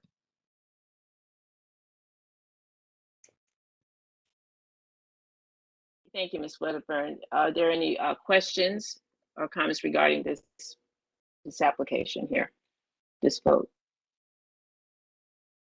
Okay, I'd like to make a motion for someone to do as the committee had suggested, which is to withhold support for the window replacement as proposed by the applicant. So moved. I second. Okay, I'm sorry, who made the first motion? I'm sorry, I didn't hear it. Ms. Tyus? That was Gibb. That was Oh, Gibb. He beat me sorry. to it. Okay, okay. All right. So motion made by Mr. Bocconi and seconded by Ms. Gibbs. Ms. Granville, can you do the polling, please? Imani Allison, Glenda Andrews, Yes. Desmond Atkins, Yes. Lisa Atkinson, Yes. Princess Ben James, Yes. Julia Boyd, Yes. Gail Branch Muhammad, Yes. Robert Callahan, Abstain. Nora Daniel, Yes. Diane Duke, Kevin Farley, Andrea Ferris,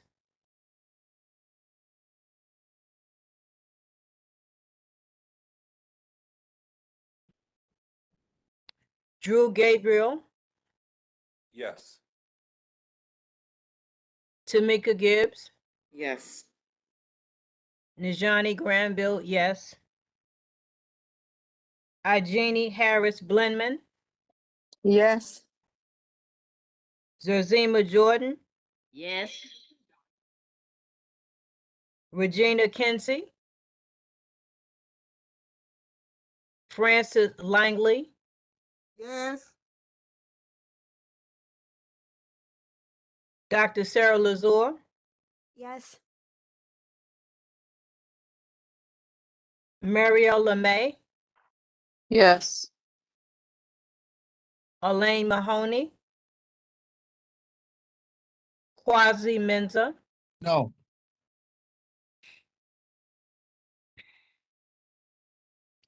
Kelvis Mickelstein, Fior Ortiz Joyner, Yes. Alicia Nacenso, Yes.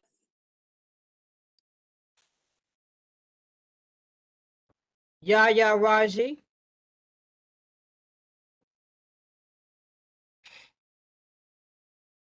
Celine Rosado, Adam Sachs, Ryan Saunders, Yes. Audrey Tate Hall, Yes. Mark Thurton, Yes. Greg Todd, Yes. Ethel Tyus, Yes. Gib Baconi, Yes. E. Villas,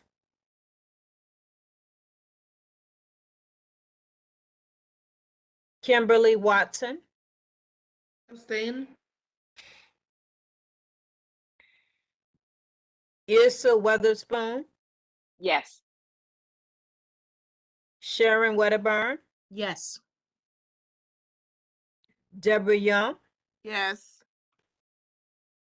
Vilma Zuniga. Item passes with 26 in favor, 2 abstentions, and 1 against. Oh, Regina said no, So we have 2 noes.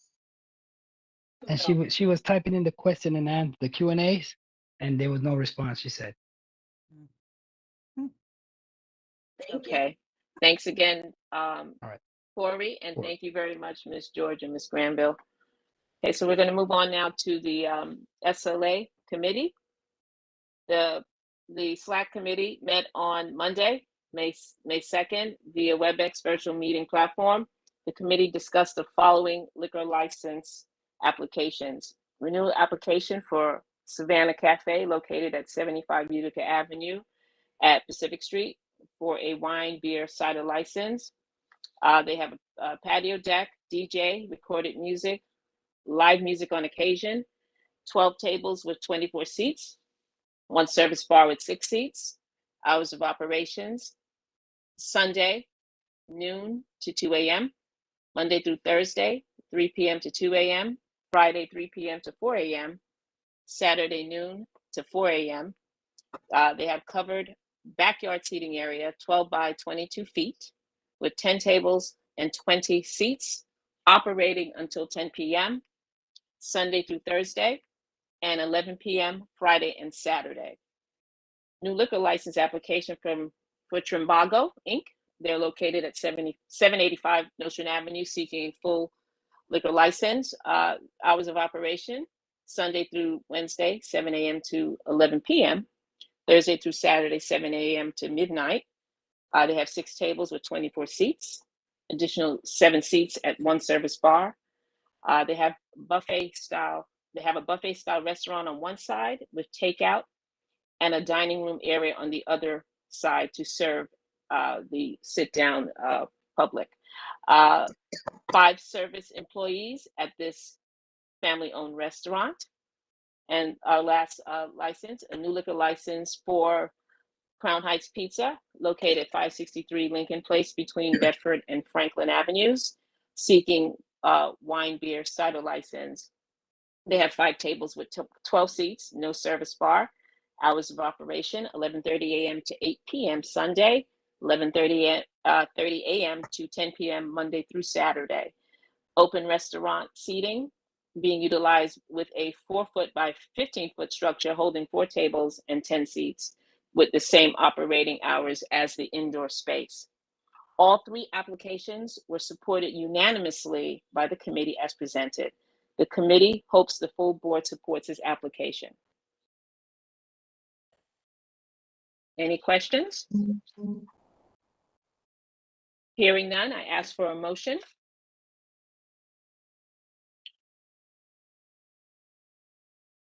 Hi, Tamika support. Gibbs. I second that. Okay, you guys spoke together. Who made the motion? Bill, and then Tamika, second. Awesome, thank you. Ms. Granville, motion, second by Ms. Gibbs. Okay, Ms. Granville, can you do the polling, please? Thank you.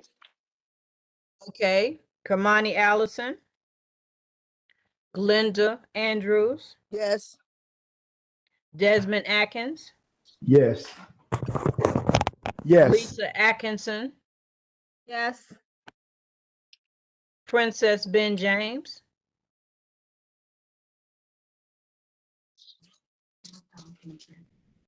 Julia Boyd, Yes.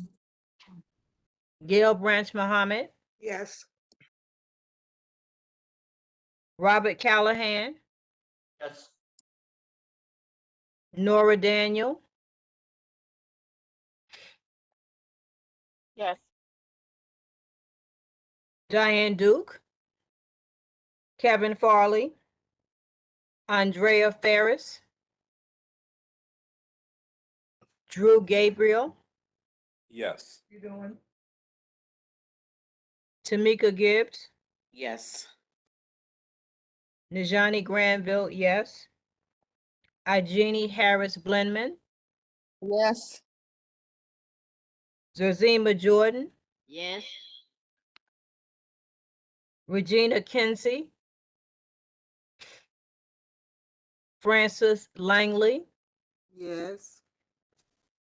Dr. Sarah Lazar, Yes. Muriel LeMay, Yes. Elaine Mahoney, Quasi Menza, Abstain.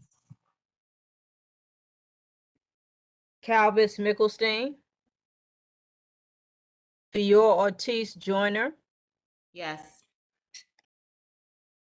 Alicia Nasenso,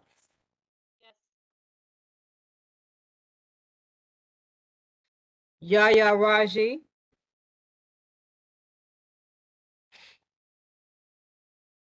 Celine Rosado, Adam Sachs, Brian Saunders, Yes.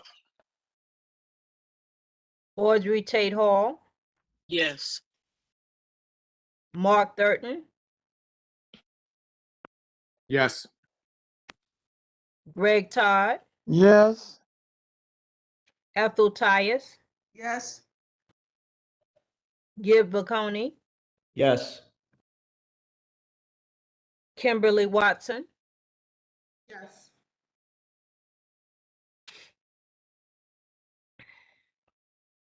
Yrsa Weatherspoon, Yes. Sharon Wedderburn, Yes. Deborah Young, Yes. Vilma Zuniga.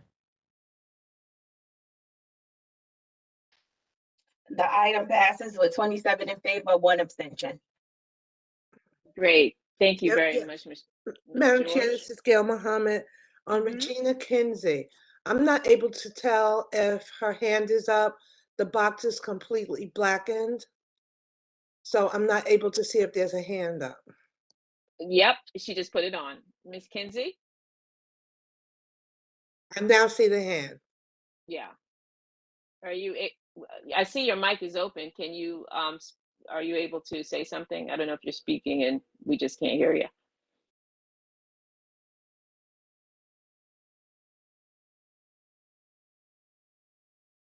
Okay, so perhaps you can communicate to either Ms. George or if Corey is still on the line and he can assist if there's something to be said. Okay, so we're gonna. Yes, I'm still on. Okay, has she communicated with you, Ms. No. Kingsley? Okay, all right, Ms. Check the Kingsley. Q&As. Maybe she's doing it in the Q&As.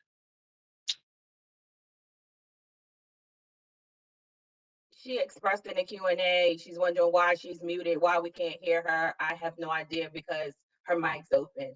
I don't Yeah, know I see it. what the difficulty is. Members are Okay. able to unmute themselves. I don't know why. And she shows that she's unmuted, so Yes, I'm here. sorry She that says there's a conflict. she Huh? says she abstained, and Okay, she's been she's responding in abstained. the Okay. Q&As. Yeah. Okay, Okay. thank you. Wonderful. Thank you so much, Corey, for being here and assisting her. So 27 problem. in favor, 2 abstentions. Okay, wonderful. Thank you so much. All right, so we're going to move along now to our committee reports, starting with ED, Economic Development. Good evening, everyone. This is Drew Gabriel giving the report for the Economic Development Committee. We met this past Tuesday via WebEx, and we meet every Tuesday of every second Tuesday of the month, and encourage everyone to join the meetings too as well. For this past meeting, our main focus was to discuss a open streets initiative that we're looking to do along Nostrand Avenue. The proposed dates as of right now is August 20th, ranging from 12 to 7 or 11 to 7, 11 a.m. to 7 p.m. Clearly, we're still in the process of going through or talking through what it will look like, as well as necessarily getting all of the street permits and applications that we'll need for Nostrand Avenue. For the purpose of this initiative, we'll be doing it between,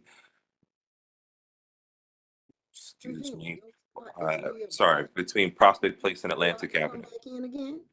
Oh, your name is not even coming up. Your name is not coming up. Once we have more information, definitely want to make sure that the Bridge Street, they can come out and do a presentation to the full board so everyone understands exactly what we're doing. If not, it would welcome everyone to join the committee to hear about some of the things that we're looking to do for the summer. And that's all for the Economic Development Committee. And again, we meet the second Tuesday of every month. Thank you so much, Mr. Gabriel. Next up is Education and Youth, Mr. Daniel. Hello, hi everyone. Youth Education met on the second Tuesday of the month. We meet every second Tuesday, first Tuesday, every first Tuesday of the month, apologies. And we meet at 7:15 at that time. This past time, we have been discussing our plans for next year. We're really looking to better our relationships with our local schools so that we can find out a bit more about what they would need from us, so that we're better able to make sure that we're being responsive to that and we're helping them out as much as we can. So that has been our conversation. Thank you. Thank you, Ms. Daniel. EST? I know that Mr. Witherwax is not here today. Mr. Thurton, do you have anything to say? I apologize. I wasn't prepared. I didn't know Mr. Witherwack wasn't going to be here. We had our meeting on April the 26th. We went over our objectives for this year, and we had a presentation done by DOT on Eastern Parkway and Buffalo Avenue. They did a presentation on that. And what else did we have? We went over our excuse me? The city bikes. And the city bikes presentation, yes. And we had the city bikes presentation, and it's coming into the Crown Heights area, and there's several locations in the Crown Heights area. And Mr. Witherwax, we're reviewing it as a committee, and we're going to see if we're going to respond to and giving our recommendations. So Mr. Witherwax is preparing, getting our group's comments, and he'll be sending out a response to the DOT in reference to the city bikes. And our next meeting will be on May the 24th by way of WebEx, and that will be at 6:15. And we hope all can participate. Thank you very much. Thank you. Health Committee, Ms. Gibbs.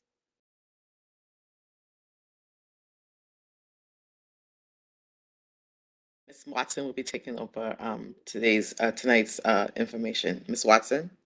Hi, Ms. Hi, good Watson. evening. Hi, Ms. Witherspoon, Madam Speaker. We had our last meeting on April 21st at 6:15 p.m. In addition to our committee members, we had a few community members, in addition to our college students from Sarah Lawrence and Mercy College that are a part of the community health program. So they all submitted a survey for committee members to complete, just kind of assessing like what do we see as a needs in our community when it comes to health. In addition to that, we had Mr. Daniel Cox from the North Brooklyn Coalition join us. The North Brooklyn Coalition targets providing support to survivors of domestic violence and sexual assault. So they had a presentation on what their services are, mostly focused on getting them legal support and any crisis supports needed. And also the North Brooklyn Coalition, they partner with Woodhull Hospital to provide crisis support volunteers. So anyone in the community could become trained as a crisis support volunteer for a victim of sexual assault as they come in the emergency situations. So if anyone wants information about that, I can make sure that Ms. George has Mr. Daniel Cox's information. So if anyone wants to be a volunteer at Woodhull for special victims, they can do the trainings and then get involved that way. It is voluntary, it's not paid, but it's a great way to support the community. And then our next meeting will be next Thursday, May 19th. And we're going to have, well, they're working out who's going to present, but I did reach out to Project Beach Street, which is an affiliate program with Planned Parenthood. And they work with, they actually send out the mobile trucks for HIV testing. They work with people who have chronic diseases. They offer healthcare services to anyone. Doesn't matter if you're able to pay for it or your immigration status. They just want people to be healthy. Because our last committee meeting, people brought up the fact that HIV numbers are climbing, but we're not really seeing that because there's so much going on with COVID still. But it's still important to pay attention to other aspects of health crisis that are still taking place in our community. So they're going to talk a lot about what's going on right now in terms of the HIV trends, and also how people can access support and where their mobile trucks will be for testing and where their offices are actually on Eastern Parkway and Nostrand, but it's kind of a little hard to find, but they'll talk a lot more about their services. They're just having their managerial meeting to decide if they're going to have an outreach manager or a nurse or who's going to participate. So we should have more information about that, at least by tomorrow, latest Monday. That's it. And That's also, great. and Go ahead. also, one more thing, I want to also Sure. thank from the bottom of the Health Heart, Miss Granville. She sent me a link for the Black Health Matters virtual conference. I will be sharing the information because we were a lot of our uh, members on the committee were concerned about dementia and Alzheimer's. There was a very good and informative presenter at that conference. I actually stole a couple of his some of his information. I actually reached out to him, and I will be sharing information what I got from that conference specifically for that topic. That was one of the topics on our minds as far as committee wise. Thank you, and I hope everybody join us next Thursday via WebEx. Check the CB8 website for information and come get healthy with us. That's awesome. Thank you so much, Chair Gibbs and Vice Chair Watson. Okay. Next up is housing, Ms. Granville.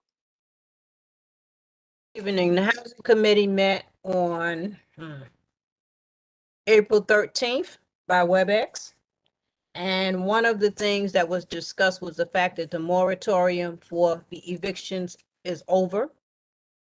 And the problem is that now that the eviction cases can go forward, there's supposed to be a right to counsel, but they don't have enough attorneys available to help the people who actually need their legal assistance. And someone had mentioned the fact that if it had been a statewide initiative, it's possible that there would have been further funding available to make sure that more people actually had the attorneys. And at this point, there are judges who seem to be very willing to just continue on with the cases if the tenant does not have legal representation. So that's definitely a problem. The New York State budget has allocated $1 billion for tenant emergency assistance and for landlords. There was also some discussion about a good cause bill, which would mean that the landlord would have to give the tenant a good reason not to renew their lease, not just something arbitrary to get them out and bring somebody in that's going to be charged more money. And we were told that one of our state representatives, Latrice Walker, has not supported the right to counsel bill. So the thought was that if she and others were to support it, it would make a difference as far as the legal representation available for the tenants. That's all I have right now. And our next meeting will be hold on a second. The next meeting will be June 8th. So we look for everyone to come out. I say come out, I mean participate by WebEx. So we look forward to hearing your ideas. And I just want to make it clear to everyone that this is not just for people who own homes, this is for the tenants as well. The idea of having a committee was to deal with issues that cannot be dealt with in land use, which basically hears those issues that come before LPC. So we look forward to hearing from you. Wonderful. Thank you so much, Ms. Granville. Parks, Ms. Andrews. Good evening, everyone. The Parks Committee met on May 3rd.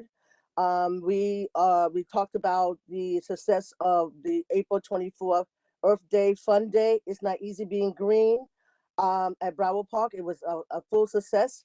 I would like to thank the Community Board 8 office, the Friends of Broward Park, the elected officials, the participating organizations, and special thanks to Mr. Chen, who brought his petting zoo that was very popular.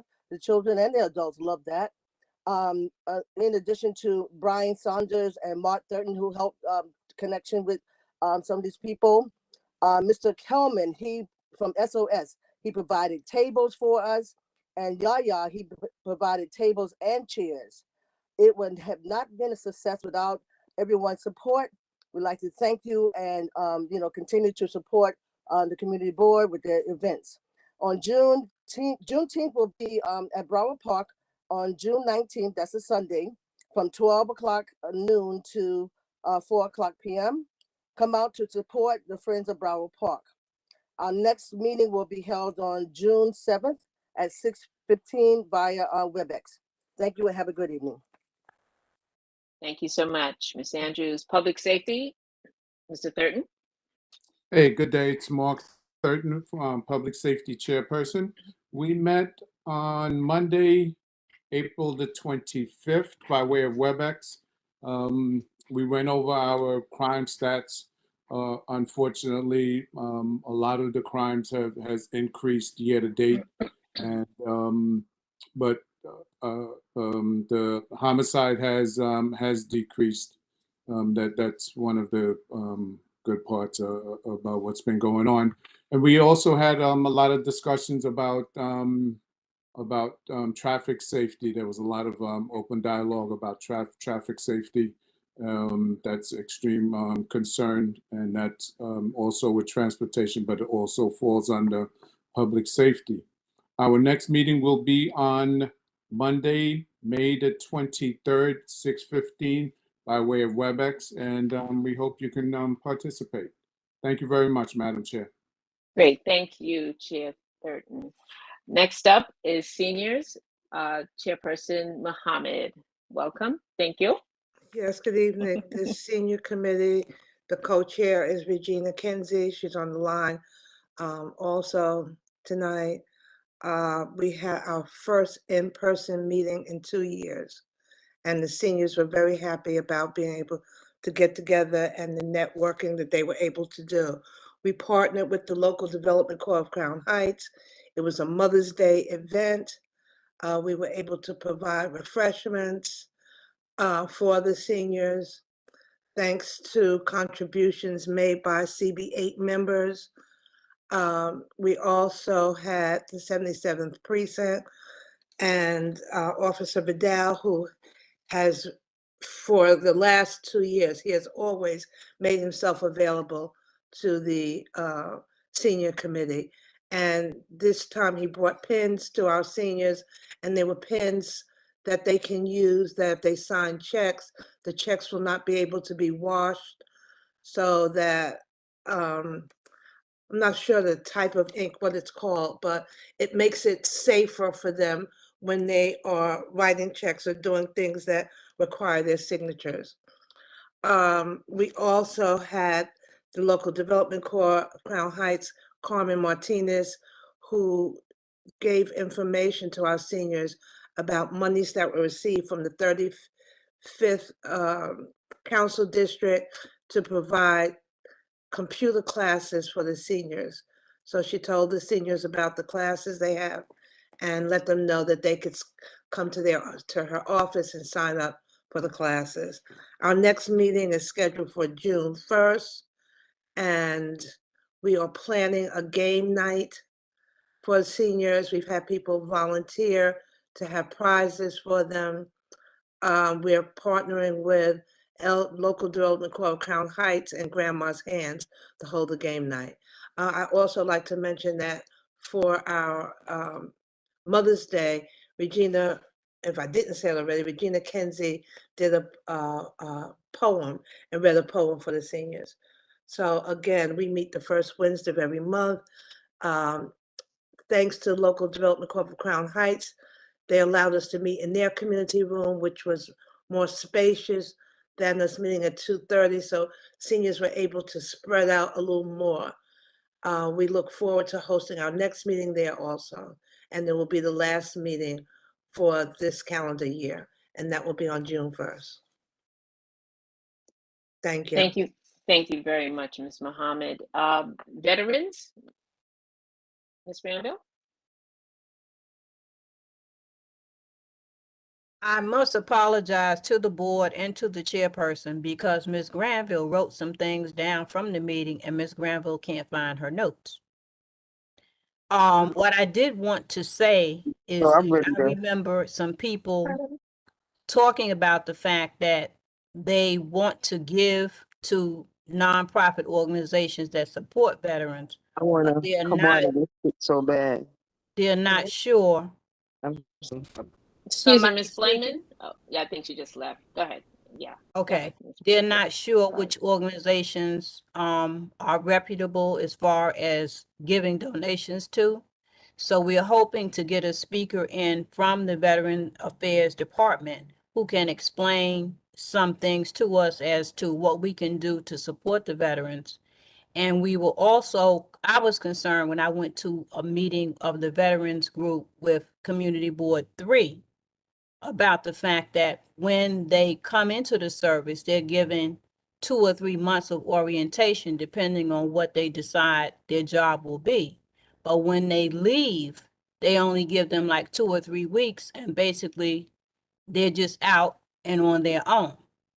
And I'm getting the impression from what was said that there's a difference in what one group of veterans receives as far as orientation to civilian life and what another group receives. And in the case of the veterans that I spoke with at Community Board 3, they were not even told that they were eligible for unemployment until it was almost too late for them to actually collect it. So that's something that we have to work on. So I'm urging everyone who is concerned about the veterans to please come out. And we're working to get somebody from the Veterans Administration to come out who can actually tell us what's what and possibly help anyone who's interested in filling out whatever paperwork they need to get what they deserve. And the next meeting of veterans will be June 21st. So please come out. Great. Thank you, Ms. Granville. I just want to remind everyone that SLAC meets the first Monday of every month, except for Labor Day, and it's at 6:15. Land Use Chair, would you like to remind the audience when you meet?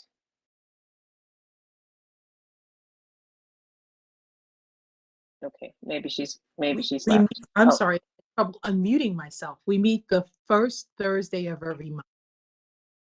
thank you so much. Okay, before we conclude, we have Assembly Member Stephanie Zimmerman. Assembly Member?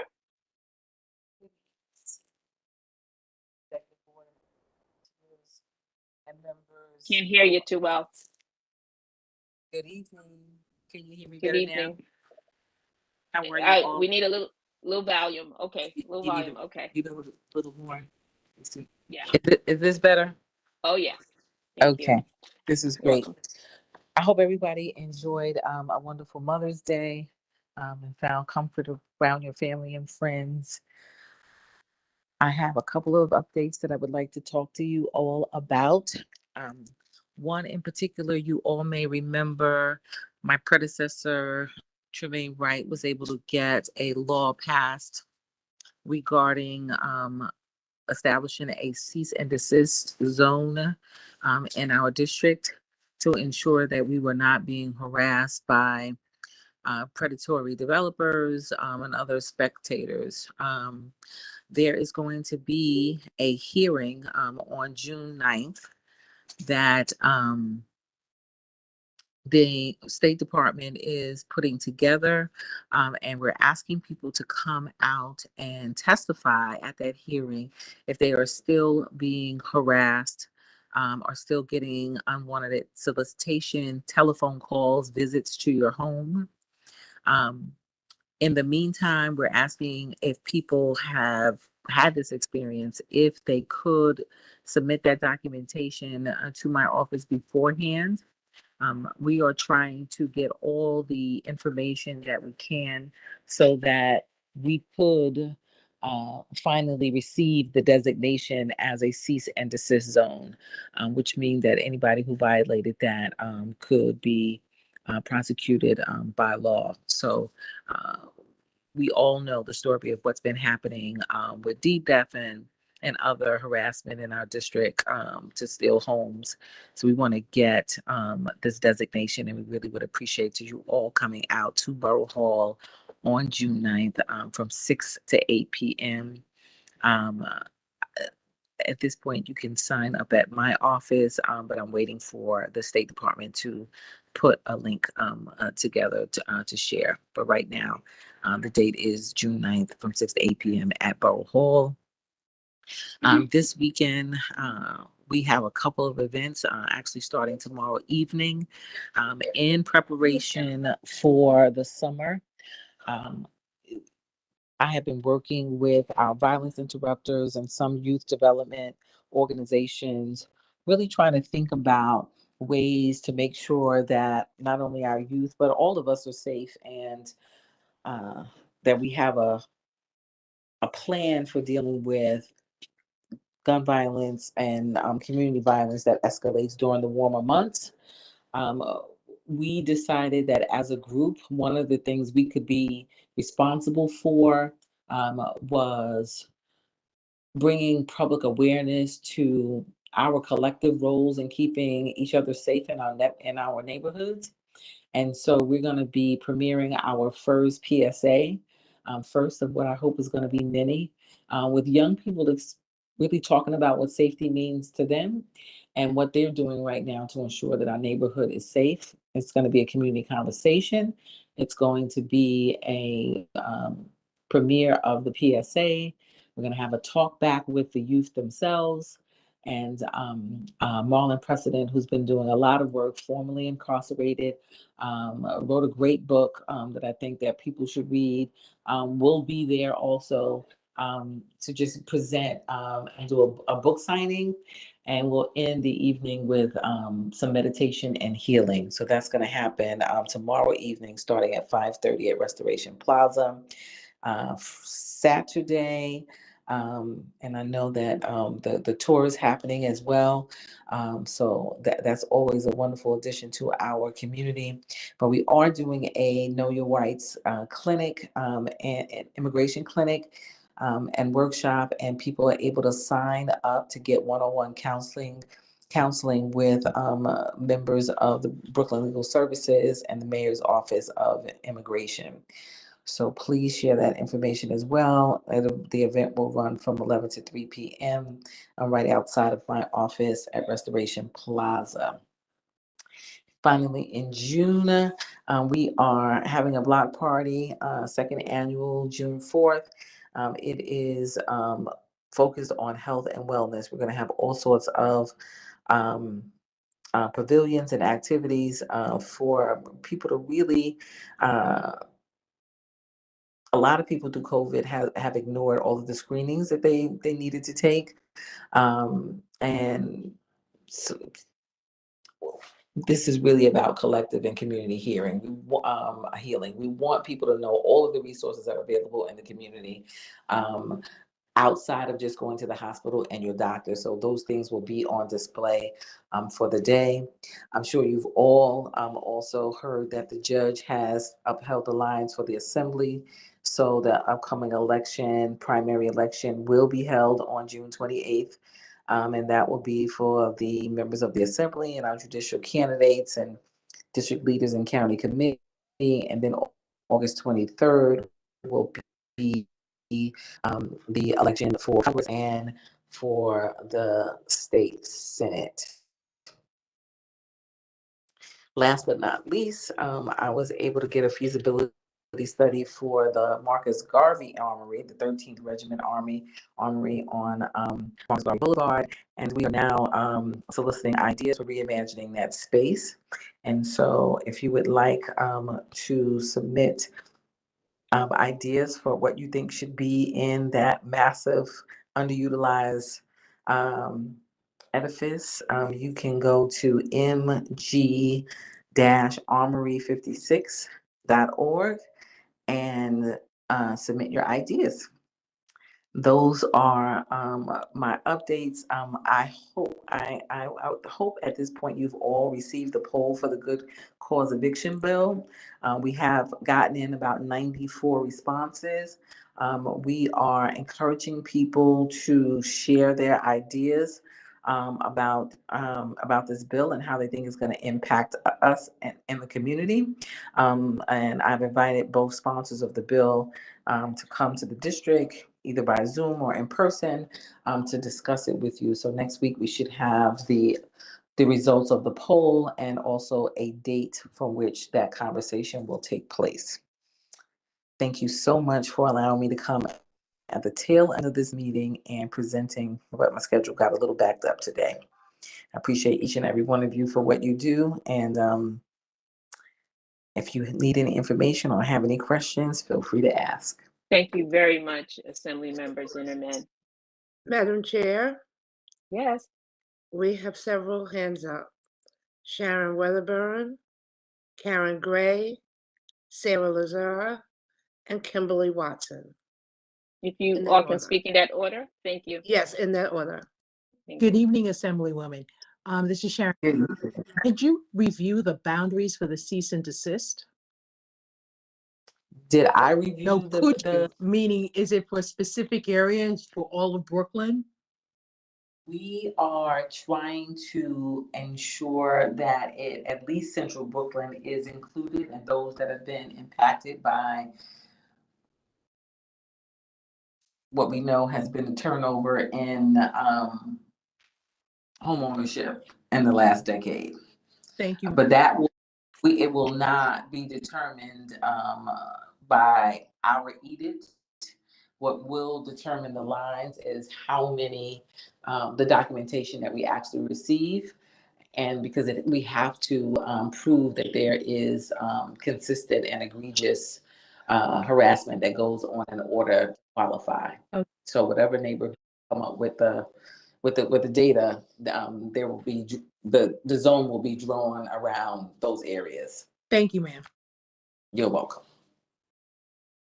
Good evening. I was just wondering, Good can you evening. say, this is Karen Gray, can you Hello. hello, can you say where it's being held again, the cease and desist information? It's going to be at Brooklyn Borough Hall at the Borough President's office.